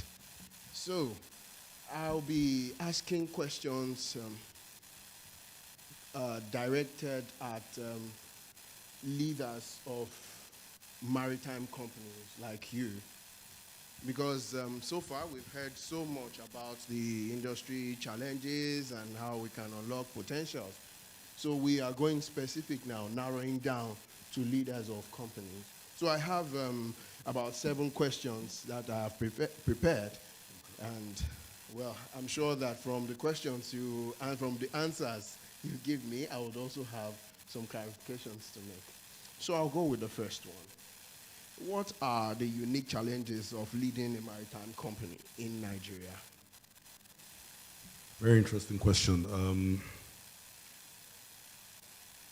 I am feeling very uncomfortable because so many of the speakers before me have, in one way or the other, said something about this. So I'll try to touch on the issues that I can find that they haven't. Global standards, the regulations, the compliance required from organizations like the IMO, and other organizations on maritime companies are very, very high. So to be a leader in a maritime for a maritime company in Nigeria, you need to be thinking about global standards. There should be nothing like Nigerian standards. Another challenge is economic volatility. Fluctuations in forex, taxes, these differences and these fluctuations make it difficult because since maritime companies run in Nigeria are supposed to and must run as global companies, they must run with a global currency. Now, access to that global currency for Nigerian companies should not be more complicated than it is for maritime companies anywhere else in the world. So that's also a major issue. Then there's the issue of workforce management. We need to have access to a workforce that is capable of operating in Nigeria the same way their counterparts operate in Europe or in the Philippines or in India. You know, this is a major challenge where we're expected to deliver the same quality of service as our counterparts globally, but our workforce, where we sometimes experience on the training, not the same level of training. I mean, we're doing Windows 2, other people are doing Windows 10, we're very proficient at Windows 2, but we must be getting to those, we must step up those levels. And then we also need to find a way to attract good quality people into the industry so that they can provide support to the companies. Our president, Mr. Aminu, had already touched on this when he said, when he talked about what's happening with work for people and things like that. So we need to find a way. We need to attract a lot of youth. We need to train them. We need to let them understand that this industry is not an industry run on Nigerian standards. There's no such thing as Nigerian standards within the maritime industry. It has to be global. Okay. So I assume then that since you have been able to identify these problems, specifically the poor indigenous participation and maybe foreign domination, now you are tackling it, attracting the youths, like you said, and so many other things. So if we cross this hurdle and let's say in 10 years we have all these sets, what do you think would be the biggest challenge of the maritime industry in the next decade? Good question. The next decade. Digitalization is one of the biggest challenges. Digitalization, we need to figure out a way to digitalize all our processes. Things need to move quicker. The footprint and the amount of time, like the speaker from Lekki Port said, timing in shipping is very significant. You need to find a way to do what needs to be done in 3 hours, for example, in minutes. That way you can turn things around quicker, you can optimize. We need to think about automation. You know, there's the whole concept of autonomous shipping. You know, where are we going with this? What role will Nigeria play in the space where autonomous shipping is coming up? How can we catch up with these trends? You know, digitalization, workforce, all those are issues that that would be challenges for us in the next decade that we need to, security, finance. We need to think of a way to educate finance in Nigeria to be able to redirect their appetite for investment from concrete jungles to floating steel. Nigerians need to learn that there's a lot of ROI in shipping, floating steel, that's what we call it. You shouldn't be investing so much in skyscrapers in Ikoyi and VI. Put your money in floating steel and you will get more sustainable returns on investment. Thank you very much. So, what strategy is GOG Marine using to improve operational efficiency in maritime logistics? Strategies for operational efficiency, better training. Okay. We focus on training. We want our people to be exposed to the latest trends. We're focusing on technology. We're trying very hard to identify the technologies we need that can be adapted to our operations locally. We are interested in solutions that lead to fuel efficiency. We're looking at the environment, how our operations affect our environment, how we interact with our host communities. But training, staff, individuals drive most of these concerns. So once the individuals know exactly what they're supposed to do, and within the amount of time they're supposed to do these things, they're better able to operate. You mentioned now your relationship with the community, with host community, and this brings me to my next question, and that is how is your company and others like yours, how are they integrating corporate social responsibility into their operations? Okay, so we need to think about the host communities from a perspective of how we get many of the youths involved in what we do. How do we protect their communities through responsible practices? How do we provide some various types of support that they need? For example, healthcare, academic materials. And then we need to also collaborate with them to know what their challenges are so that we're not just offering them support that they don't need. Every community is different. What you find in Calabar, for instance, in that region may be different from what you find in Ondo. So as a company, in the places where we work, we try to get involved with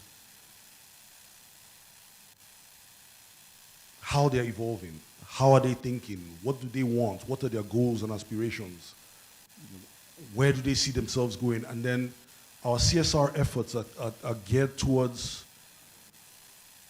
helping them meet these goals in a sustainable manner, not just throwing money or giving money because we think that will solve the immediate problems. How can we do this in manners that are sustainable, so that these efforts can be kept going over time? So, I'm trying to link it up. Is it possible that engagement through this CSR could be a solution to that problem that you first mentioned about capacity? Is it possible that, is there a possibility that you do a catch them young kind of thing that now makes maritime work a kind of aspirational thing for the youths in those host communities? Is this something you're considering? Yes, this is definitely the case. It's an important cardinal point of what we need to do. We need to go into these communities and always set good examples. We need to be good guests. We need to show them a lot of respect for their cultures and the things they believe in and their ways of life. Embrace. Go to their schools. Show them also that, listen, create awareness about the maritime industry. Many of them do not see the maritime industry beyond the beaches they have and the ships that pass by their shore sides.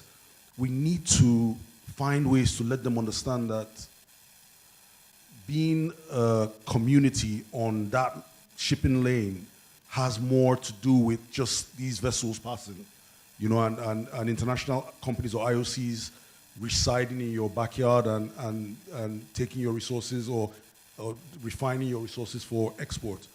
We need to let them see how they can get involved in the bigger picture, and also offer them opportunities through scholarships.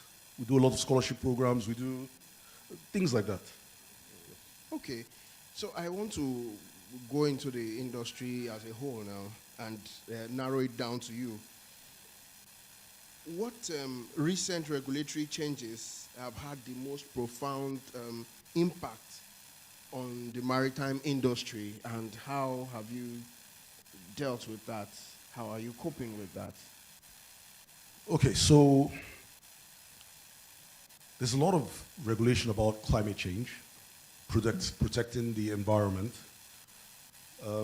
Like our president, Mr. Aminu, said earlier, some of these regulations were not even at a point where we can actively participate in their implementation or take advantage of them or support them. But these regulations from the EU are there. You know, the EU and the IMO, and they have these regulations that this is what should happen by XYZ amount of time, how much emission a vessel should put out. They talk, so basically regulations that are targeted at reducing emissions. Then the green fuel, better quality fuel. All these are things that are there and they're impacting the larger shipping community. But in Nigeria, we still have some ways to go to be affected by, to catch on with these, to be impacted by some of these regulations. When you say some ways to go, can you break it further down? So, with the, this is very difficult for me.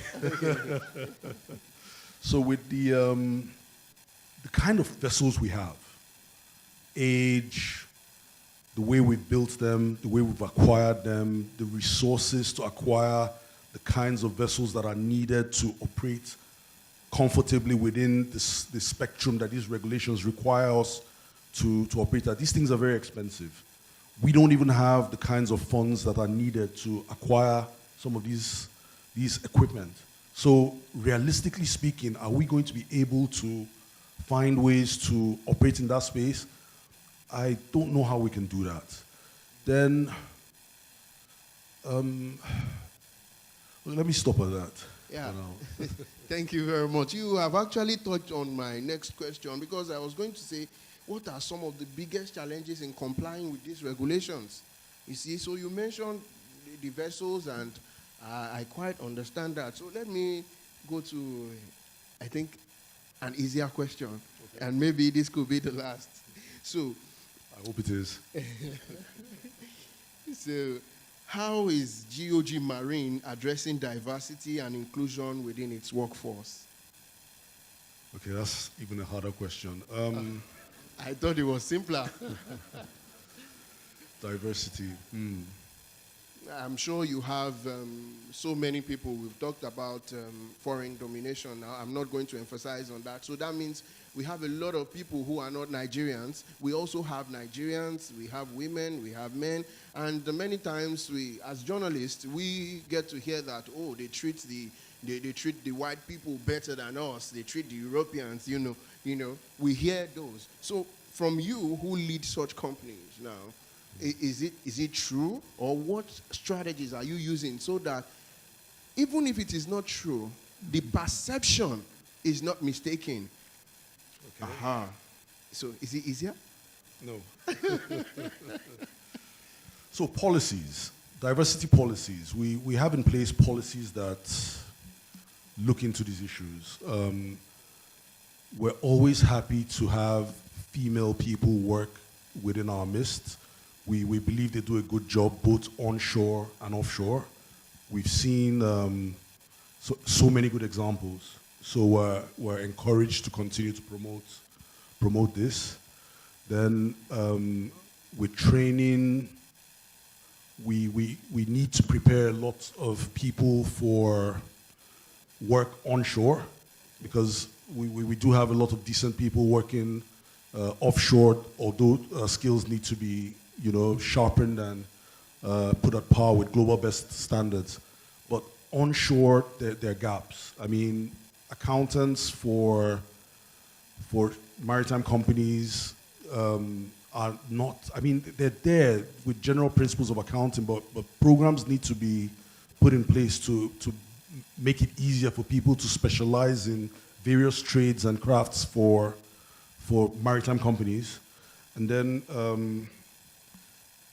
we need to have flexible work practices, that allow women to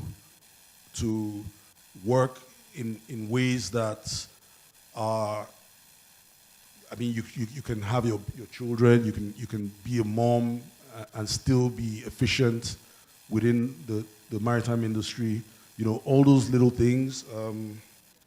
Leadership commitment. We need chief executives who are committed and interested in this issue of diversity and inclusion. They need to, there's a need for more leaders to be aware of the need to support these initiatives and these efforts. Thank you very much for breaking this down. Yeah, I'm sure that in acting it out, you are a man of action rather than just speaking. So, by God's grace. So, thank you very much, Mr. Ben Garoba. Thank you. Thank you for the time. It's been an honor to do this on behalf of Business Day. Thank you very much. Thank you.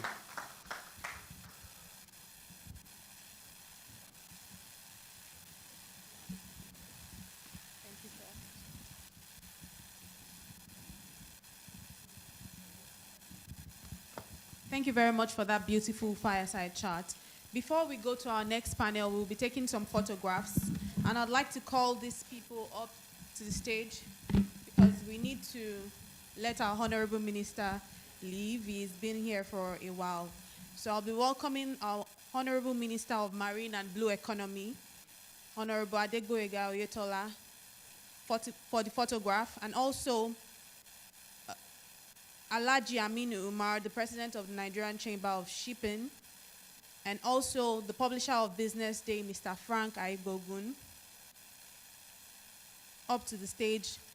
Then members of our first panel, please come up for a photograph. Thank you. Also, the Lekki Port, the Chief Operating Officer of the Lekki Port LFTZ Enterprise Limited, Mr. Lawrence Smith, please come up stage. Thank you.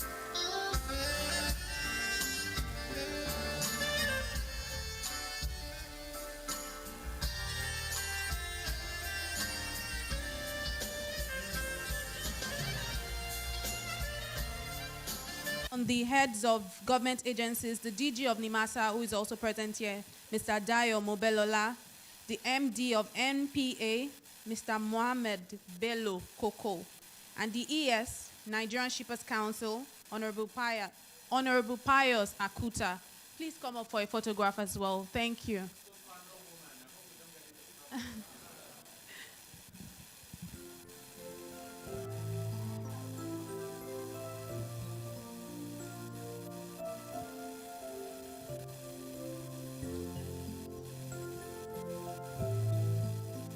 Also, I'll also welcome Commodore Ogunleye as well.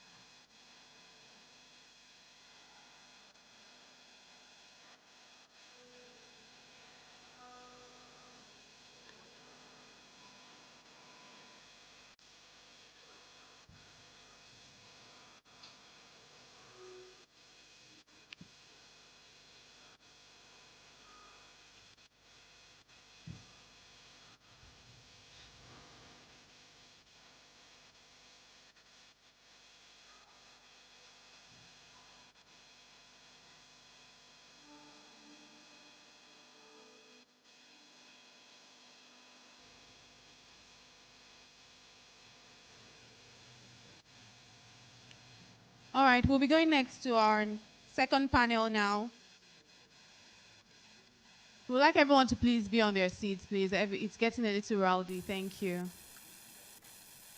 For our next panel, we'll be discussing overcoming trade barriers and unlocking economic growth. On this panel, we have,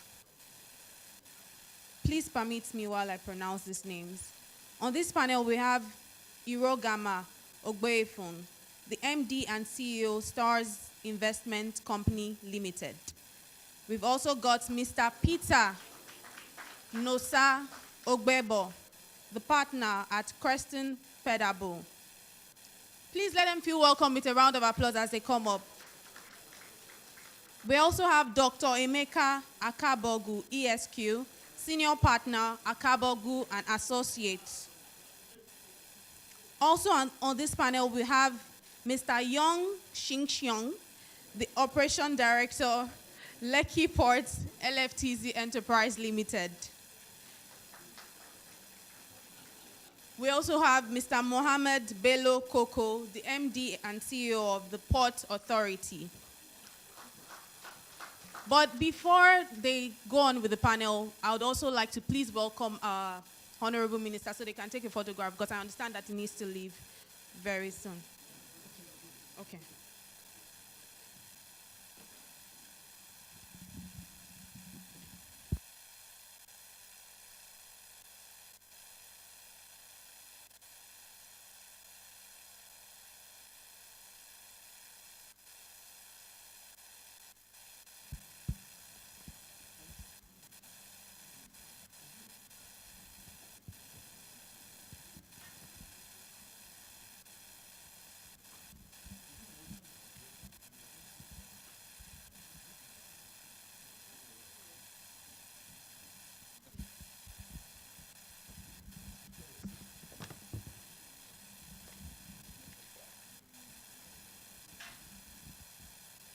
Pardon me, to moderate this panel is Mrs. Vivian Chimeze Azubuike, the Director General of the Nigerian Chamber of Shipping. Let's make her feel welcome with a round of applause. Thank you so much, ma'am.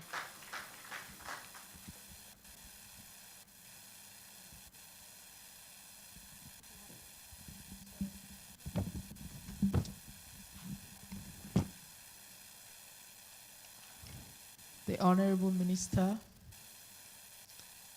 Mr. Frank Aibogo, distinguished guests, MDs and CEOs of the Ministry of Marine and Blue Economy, ladies and gentlemen, want to appreciate you for your time and thank you again for staying with us. This afternoon, the second session, we shall be dwelling on the topic for discussion is on overcoming trade barriers and unlocking economic growth. And I have here with me very distinguished stakeholders of the industry from different walks of life. Okay, so I'll start with the first question. Let me start from Mr. Yang. Mr. Yang? Okay. Okay, Mr. Yang, I just want to find out if you can throw more light on what are the most significant non-tariff barriers, such as cumbersome customs procedures and bureaucratic hurdles that hinder efficient maritime trade within Africa, and how can these barriers be addressed? This is because of the role you're playing as a port operator here in Nigeria, and I'm sure you must have had other experiences in different parts of the world. Thank you. Oh, thank you. Good afternoon. I introduce myself. My name is Yang. Yeah. I reply your question. In fact, my colleague, Mr. Lawrence, has given one very nice speech just now. I fully agree with his opinions. And also, based on that, I just raise one point for this, the efficiency. Yeah. To my understanding, efficiency should be very crucial for the maritime industries. Yeah. There's one slogan in China. Time is money. Efficiency is life. Yeah. That means efficiency is very, very important for our development of the economy. Yeah. So I would like to share some figures with all the gentlemen. In Lake Port, we have some, at the moment, what we're operating is like this. Our crane, the capacity is 30 moves per hour. But now, what we're going to do is 22 moves per hour. And also, our target of the container dwell time in our yard is 10 days. At the moment, we can do for import containers around 12 days, and for export, 14 days. So, and also for the truck turnaround time, that means the truck from outside from get in to get out, the time, our target is 30 minutes. At the moment, is 45 minutes. Yeah. So, in fact, I have to say, compared to some other terminals in Lagos, maybe our efficiency is a little bit higher, but our target is more. It's higher than that. And also we can reach that. Because our equipment and our system, all our modern equipment, and also the system is advanced system. So we can do that. And also there's another figure.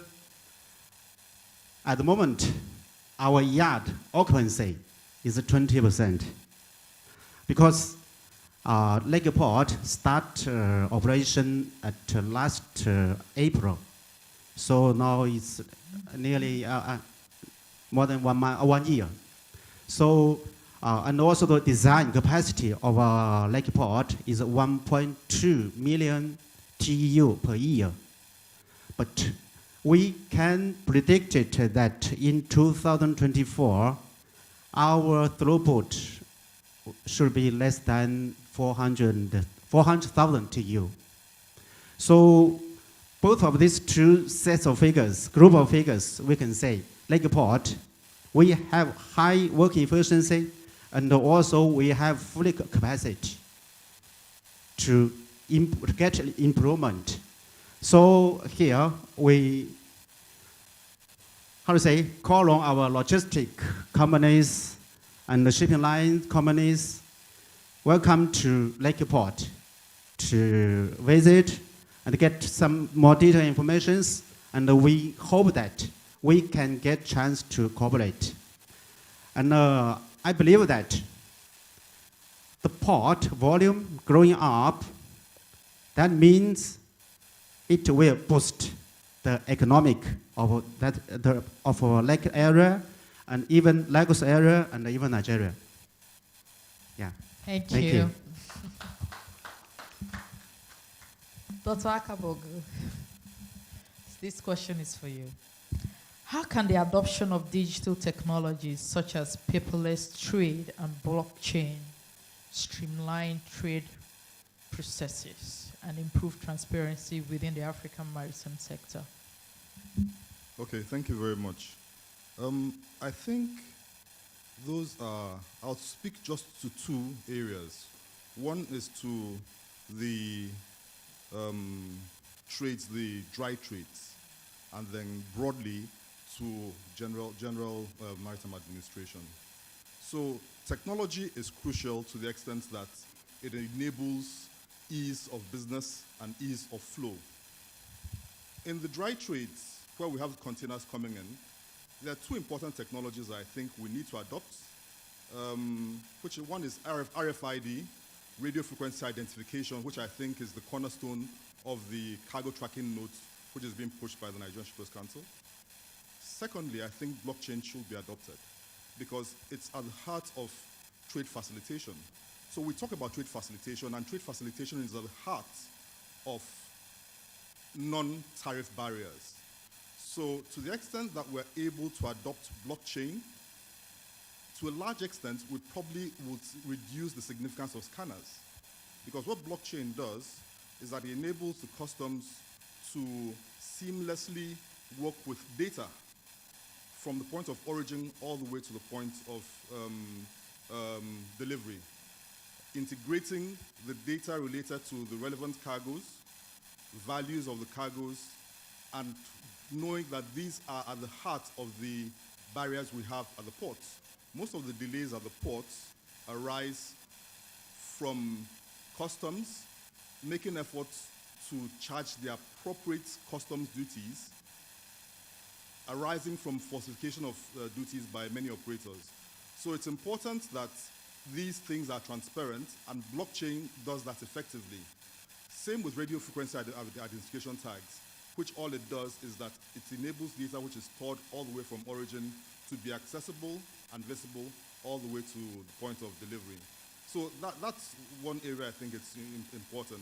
Customs is always a big elephant in the room, and really I wish that it were possible for the customs to be supervised under the Ministry of Marine and Blue Economy as opposed to the Ministry of Finance, because what that does is that it gives more direct visibility on all these issues which are challenging to the maritime industry.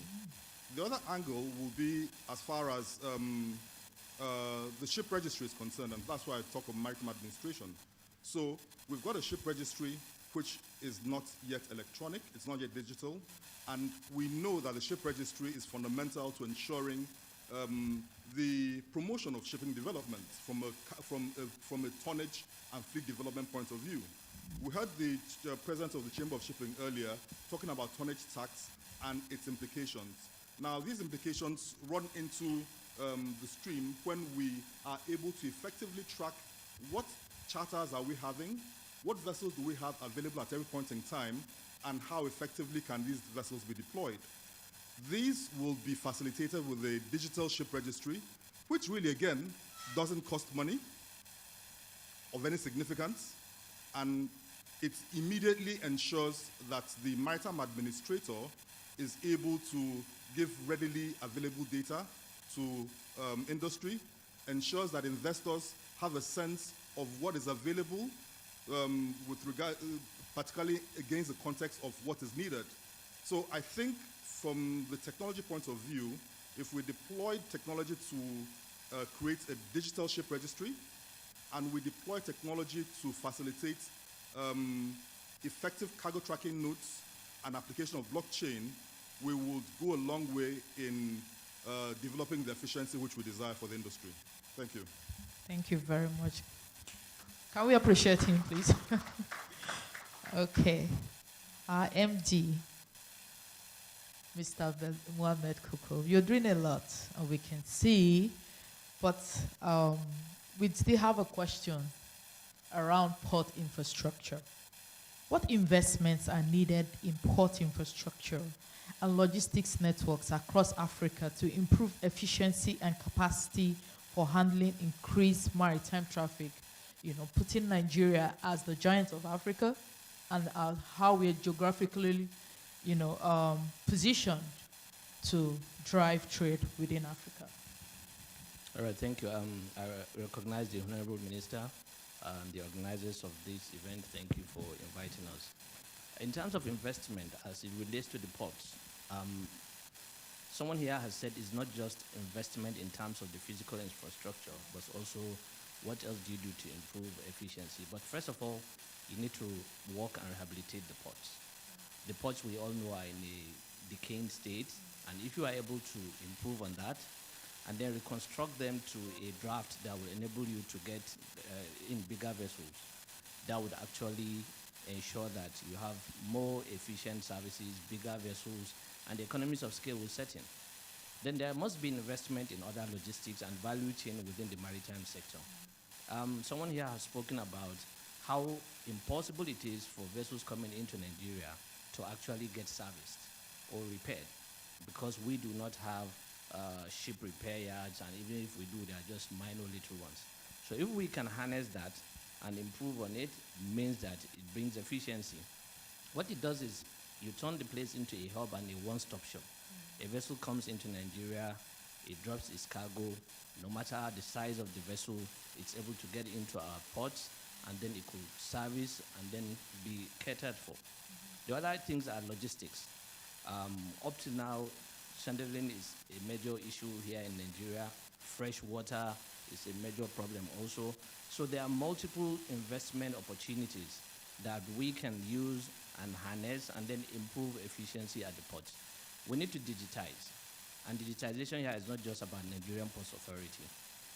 Various terminal operators, various stakeholders have different deployments, IT deployments. And that's why recently the federal government has mandated that the plan of deploying the national single window, which has been there for over 15 years, should actually come to life now. Under the leadership of the Honorable Minister of Marine and Blue Economy, Nigerian Ports Authority is about to deploy the port community system. And we got the IMO to lead on that, and I believe if we do that, it becomes a catalyst for the deployment of the national single window. Other investments that need to come in actually, not just in Nigeria, but in Africa. Most of the African ports, yes, we can talk about 16 meters, 15 meters, and what have you. The only two ports, most likely, that are competing favorably with other ports in Europe are the ones in Morocco, and also you can say, okay, fine, the one around Algeria also. So what it means is, irrespective of what we are spending in Africa, we are still not competing. And the value chain, or the international maritime sector, the weakest link, your weakness is where the weakest link is. And Africa is actually the weakest link when it comes to efficiency of the ports in the world. So what do? We all need to sit down and understand that the world will move away faster, have leaps, while we are still dragging on the basics. The simple basics are port infrastructure. You need to reduce human interference, that's digitization. You currently have situations where you have multiple government agencies at the ports. Multiple. Some of the government agencies actually also have multiple desks. But I think 7 is approved. The Honorable Minister has requested that we shrink it down to only 4 government agencies. And if we're able to do that, it brings in efficiency. You have interference, or you have overlaps of functions by various government agencies. And it happens not just in Nigeria, in most of the African ports. If we're able to do that, collapse those functions and reduce multiplicity of functions within the industry, I'm sure that it will assist us. I don't need to go into the need for investment in security. That has been done. The idea of the Deep Blue project is fantastic. It's a very noble investment. But what these guys have now done in Nigeria, they have come back into the river. All the ports in Nigeria are river ports. Some of the ports, the channel is over 100 kilometers long. And because of that insecurity, it has become very difficult for vessels to leave berth or sail once it is 4 o'clock, especially in the southern part of the country. So there could be private investment in terms of logistics, in terms of security also. In other parts of the world, it's just not the Navy, it's not just the military or the army, but you could have private security firms who could get involved in maritime security also, as long as there's an enabling law and enabling act. Thank you. Thank you very much. Can we appreciate him? Hero, I know STAR's investment is doing a lot. We are shipping. Now I want to take you, this question is going to be, just to see what strategies that, STAR's investment has, especially in view of AFCFTA. And my question is going to be this: what strategies can Africa countries implement to encourage the growth and competitiveness of domestic shipping lines, reducing reliance on foreign carriers? What strategies can African countries implement? Thank you very much, Madam. Good afternoon, everyone, and I would like to stand on existing protocol. I think a lot has been said already, and we're just going to keep re-emphasizing, and I think a lot has been said over the years. I've listened to the panel, and all the speakers have said what I think we kind of know in the room that needs to be done. And I think from my perspective, I'll be saying man, material, and machine. So as a business enterprise, what are the key things or enablers that you, or pillars that you feel that your economic progress would stand on? And it will be those three things. So from a man perspective, you'll be looking at human resource capability. You know, I listened very clearly to the presentation from Lekki Deep Sea Port, and I was extremely impressed. But one of the things that kept ringing in my head is, I'm imagining the amount of manpower to support that kind of ecosystem, the level that such manpower should be operating at, and do we have that? Do we have a funnel? Do we have, you know, a system in place that ensures that the port can sustain over years, being properly human resourced? And that's the same thing if you have shipping lines. For people in the room who know the history, Nigeria used to have very prominent national shipping line that we were very proud of. Then it went defunct in 1995. And question is why, right? So we need to know our history so that we can move forward. So if we want to see the emergence of successful shipping lines, we need to know what didn't work before and how are we blocking those, or overcoming those hurdles that existed that led to the failure of those shipping lines. So when you're talking about man, you're also saying, okay, where's the political will to do what needs to be done? I think that's clear what needs to be done. I think there's clarity on the strategy. Lots of committees have been set up.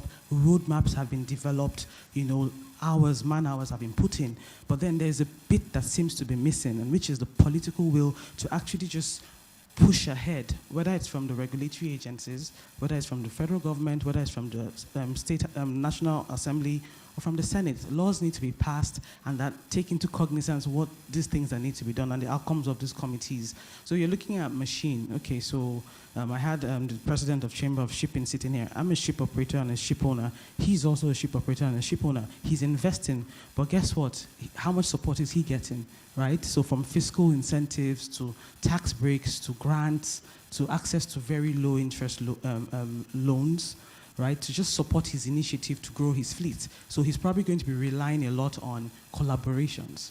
So still that reliance on the foreign companies, at which point does he now get to grow his own capacity? So as a ship owner now in Nigeria who's operating under the cabotage law, how can I say that the Cabotage Act has affected me? I would say that the Nigerian content law has impacted my business much more than the Cabotage Act, because the Nigerian content law gave me money, it gave me access to financing that could help me grow my fleet, right? It gave me partial guarantees that I took to the bank that enabled me to invest in my business. But then I'm being charged 2% for CVFF since the law came in effect in 2003. I haven't seen a dime of the money, right? I haven't been able to access it. We've actually been streamlined. We've been qualified multiple times. We're a second generation company. And I said at a meeting with the ED of NIMASA, I said, my father sat where I sit, speaking about CVFF, banging on doors and banging on tables, saying that I hope that one day this money gets disbursed eventually. And here I am, right?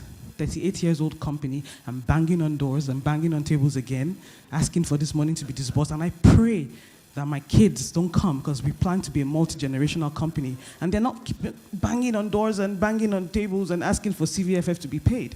So, just on the lighter notes anyways, and I'm glad that it's causing some humor, and I pray that it's going to actually yield results. So I'm saying man, machine, material. The question is, the answers are there. We've heard them in this room. And I'd like to just implore, I'm really glad, Honorable Minister, that you sat through this session. Very rare to see people at your level actually sit, and I watched you take notes or sitting behind you.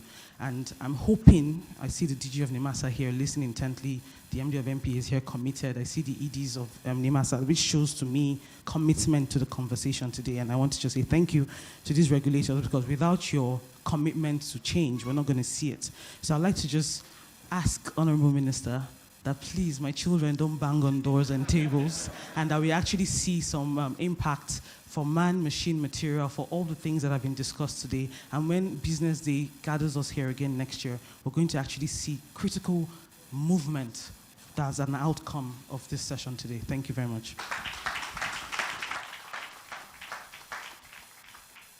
Thank you, Hero. You know, what gave me the confidence to sit on this side is that I saw a lady sitting there. And I was almost going to throw the bias card. I'm like, no, behave. So thank you very much, Hero, for your ever-passionate, expression when it comes to, issues concerning the industry. I go to the next, Mr. Peter. Peter. Yes, Peter, my question is just straightforward. How can regional trade agreements like the AFCFTA, that's the African Continental Free Trade Agreement, leverage maritime industry to unlock greater economic integration and growth across Africa? Thank you very much. Once again, my most greetings to the Honorable Minister. Thank you once again to the organizers of this event, BusinessDay. I want to say from the firm of Crescent Pedal, we really appreciate the extension.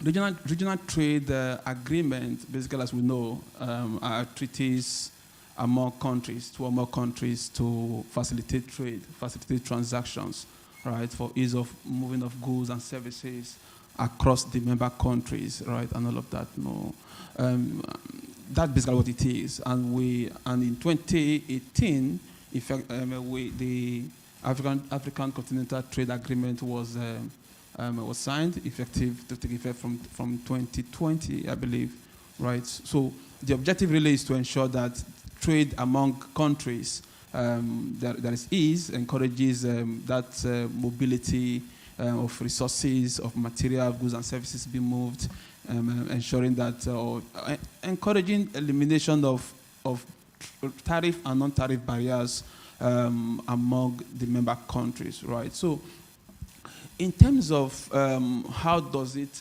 assist or help to ensure that the growth in the maritime business or maritime business supporting that achievement of that particular goal, one of the key things that we believe should be done is to harmonize maritime policies and standards across the member countries. I know currently we have about 54 countries who are members of the treaty.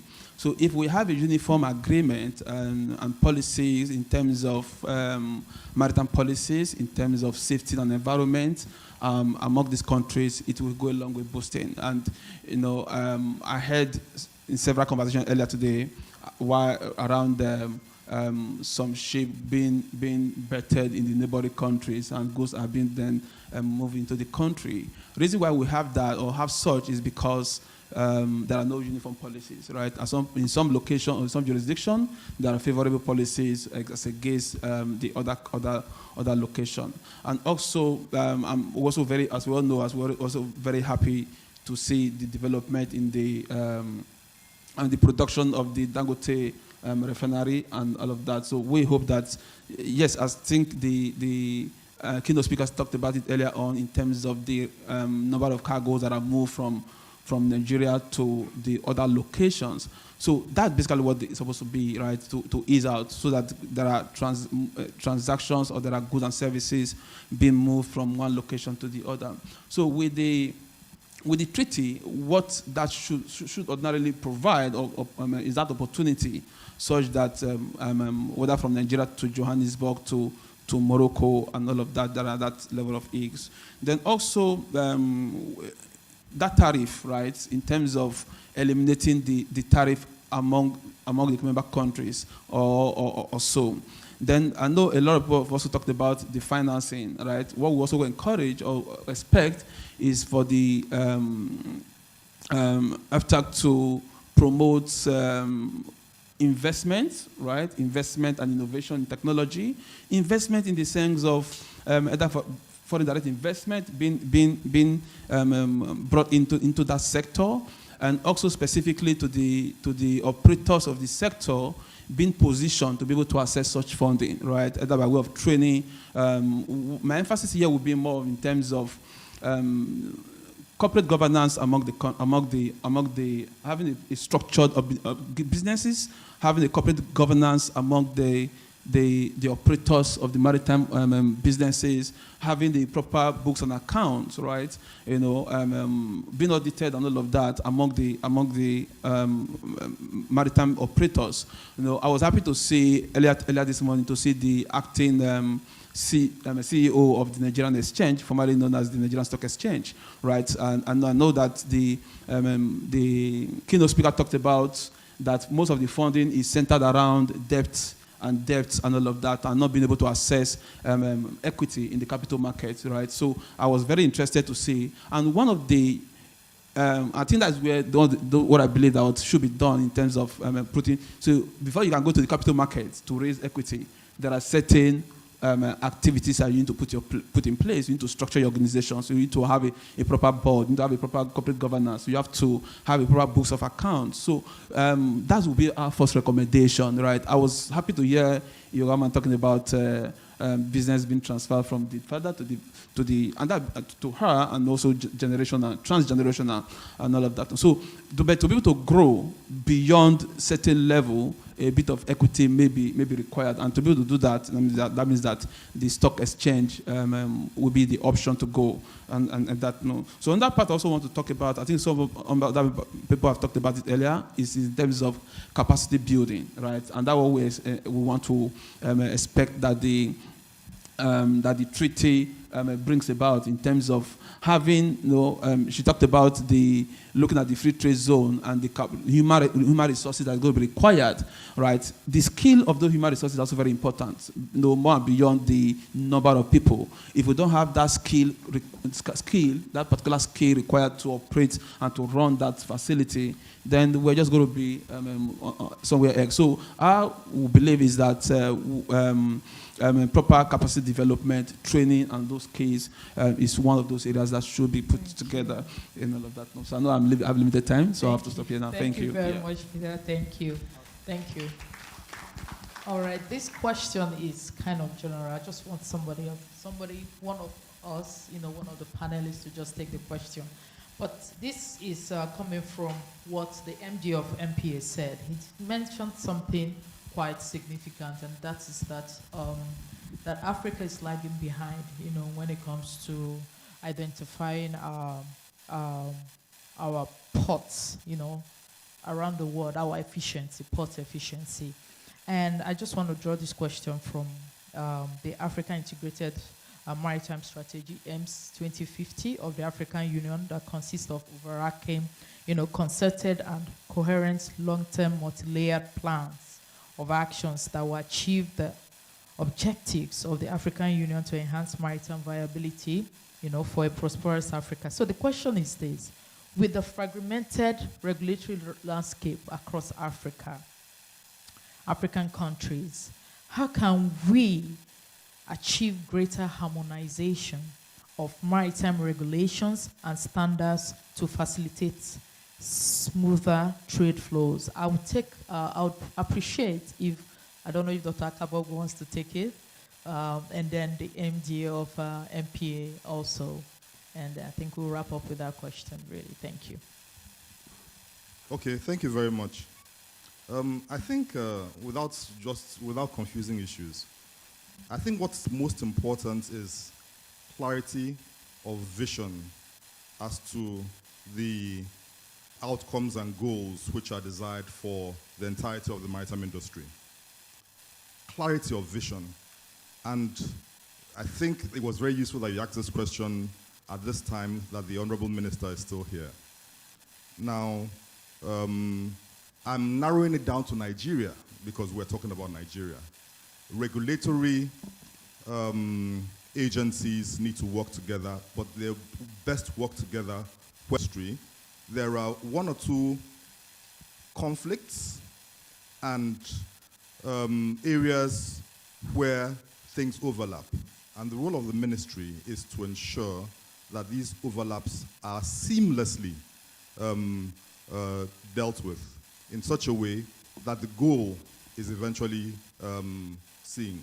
And that's why I say, again, the Nigerian Customs Service is a big elephant in the room as far as trade facilitation is concerned, and it would be good if, in dealing with the issues that the agencies in the Nigerian maritime industry face, the ministry liaises a lot with the Ministry of Finance for the purpose of achieving that seamlessness in the responsibilities. So again, that question actually would have gone to the Honorable Minister of Marine and Blue Economy, because that is the role of the ministry, and I believe that the ministry is well poised to undertake that task of evening the field for all regulatory agencies.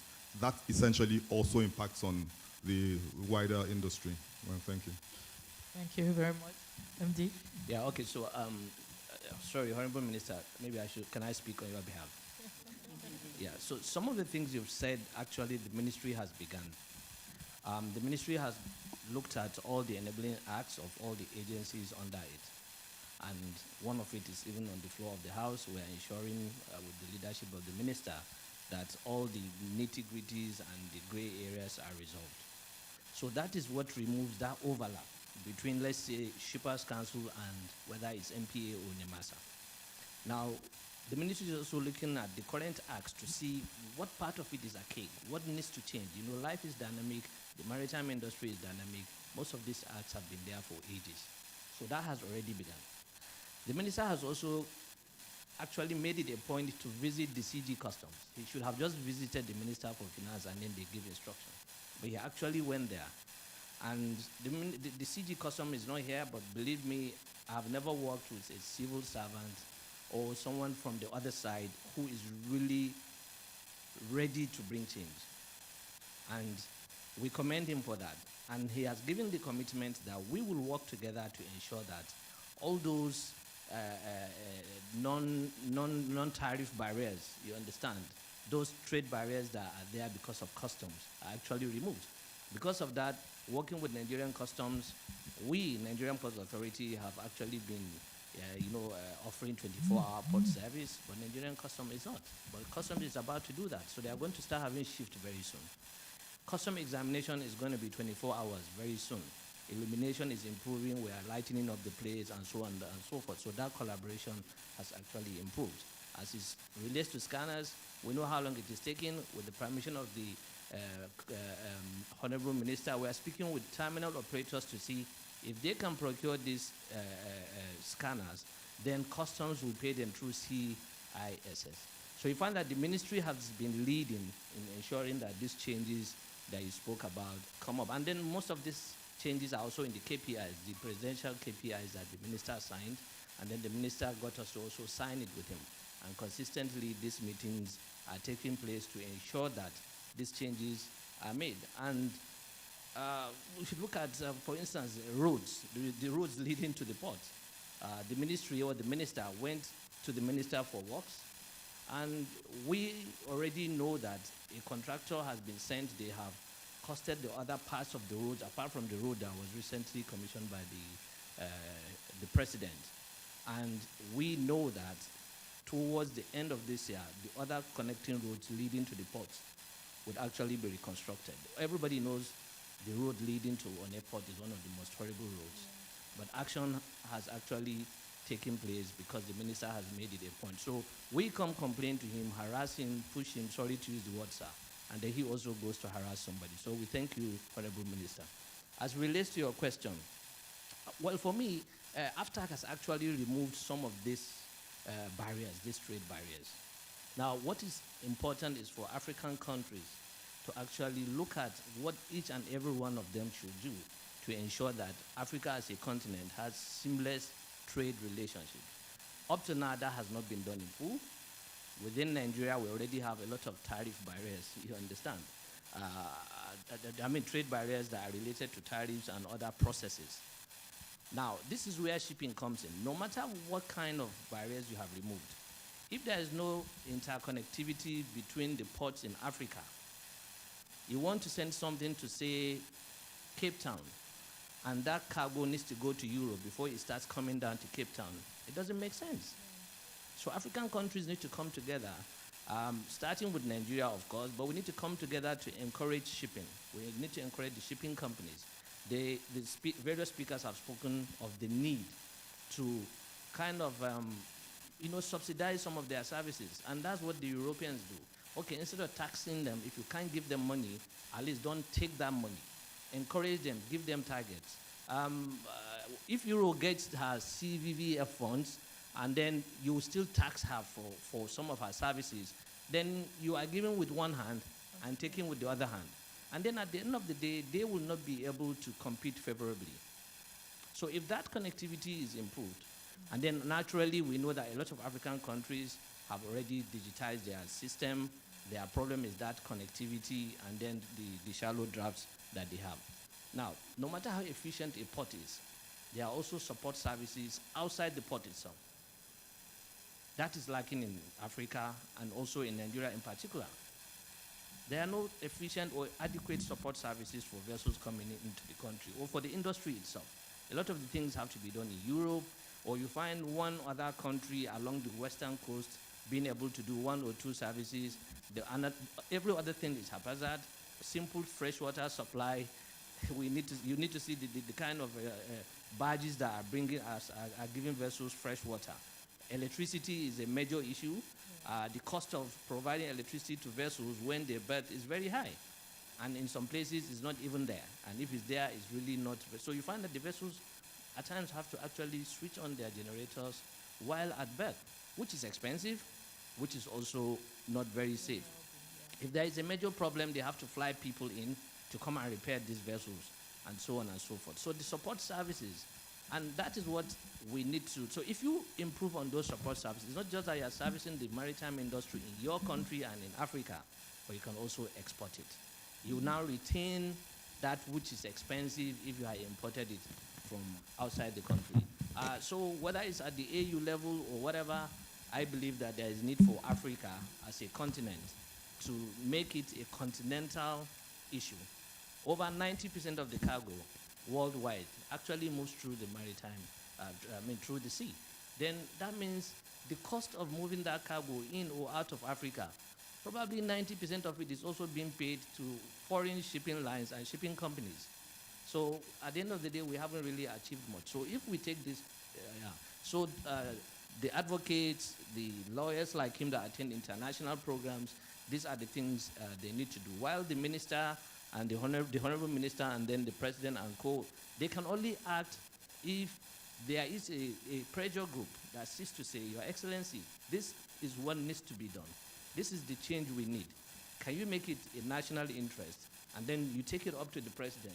And then the president at various fora, starting from ECOWAS, you start implementing things. We need to look at regional maritime organizations like PIMOCA and MOCA and co, and encourage governments to always take from them in terms of implementation of policies and suggestions. Thank you very much. And at this note, I want to say a very big thank you to the distinguished panelists, and also, of course, a very big thank you to our Honorable Minister for his patience. I know he's taken a lot of notes. That I can't imagine so much work that you'll be doing this week and the next. And we thank you very much again. Can we all arise? And a round of applause, please. Thank you very much. So we'll be taking photographs. I welcome the publisher of BusinessDay, Mr. Frank Aigbogun, and also the Honorable Minister.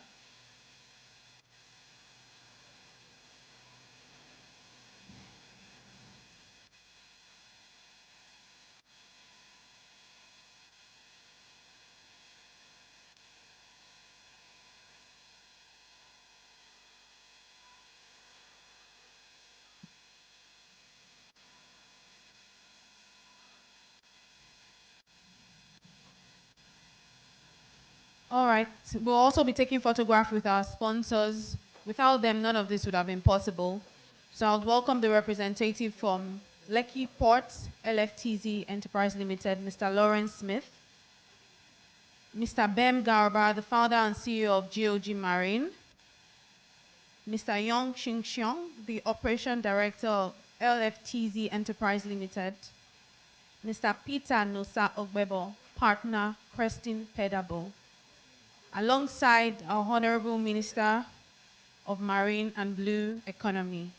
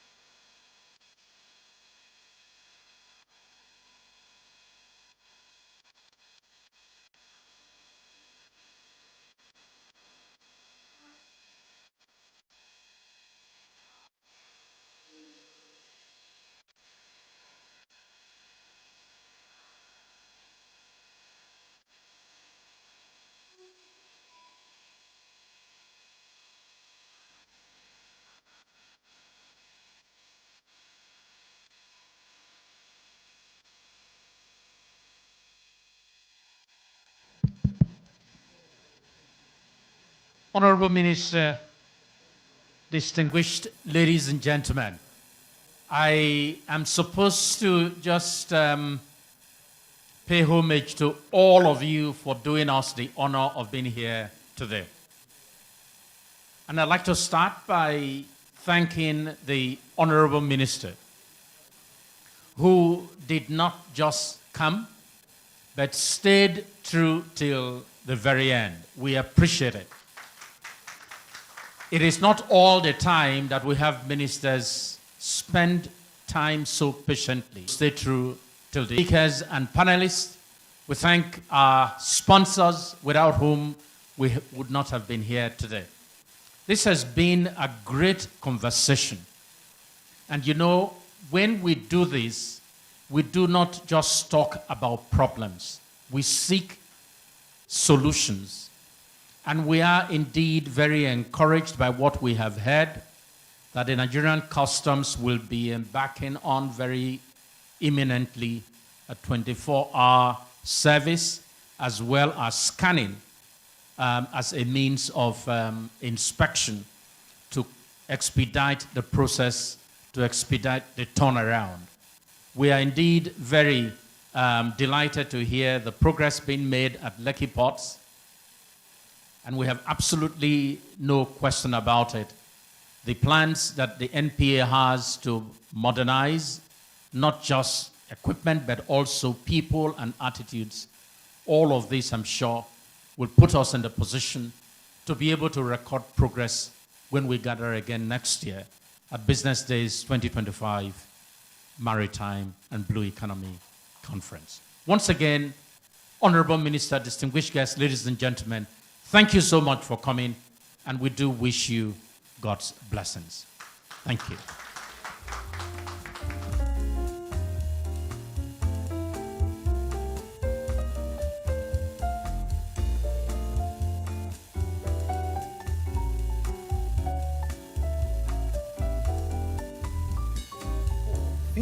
Leadership. Thank you very much for coming. I hope that you have a safe journey back home. Thank you very much. Until our next event, my name is Elizabeth Musa. Thank you.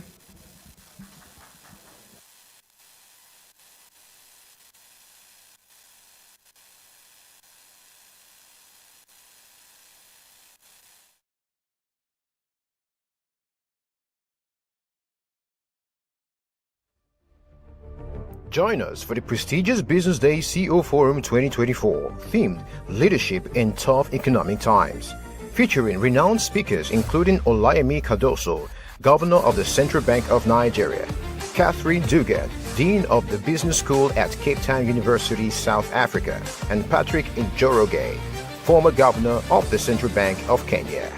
Date, Thursday, July 11, 2024. Time, 9 a.m. to 4 p.m. Venue, Balmoral Hall, Federal Palace Hotel, Victoria Island, Lagos.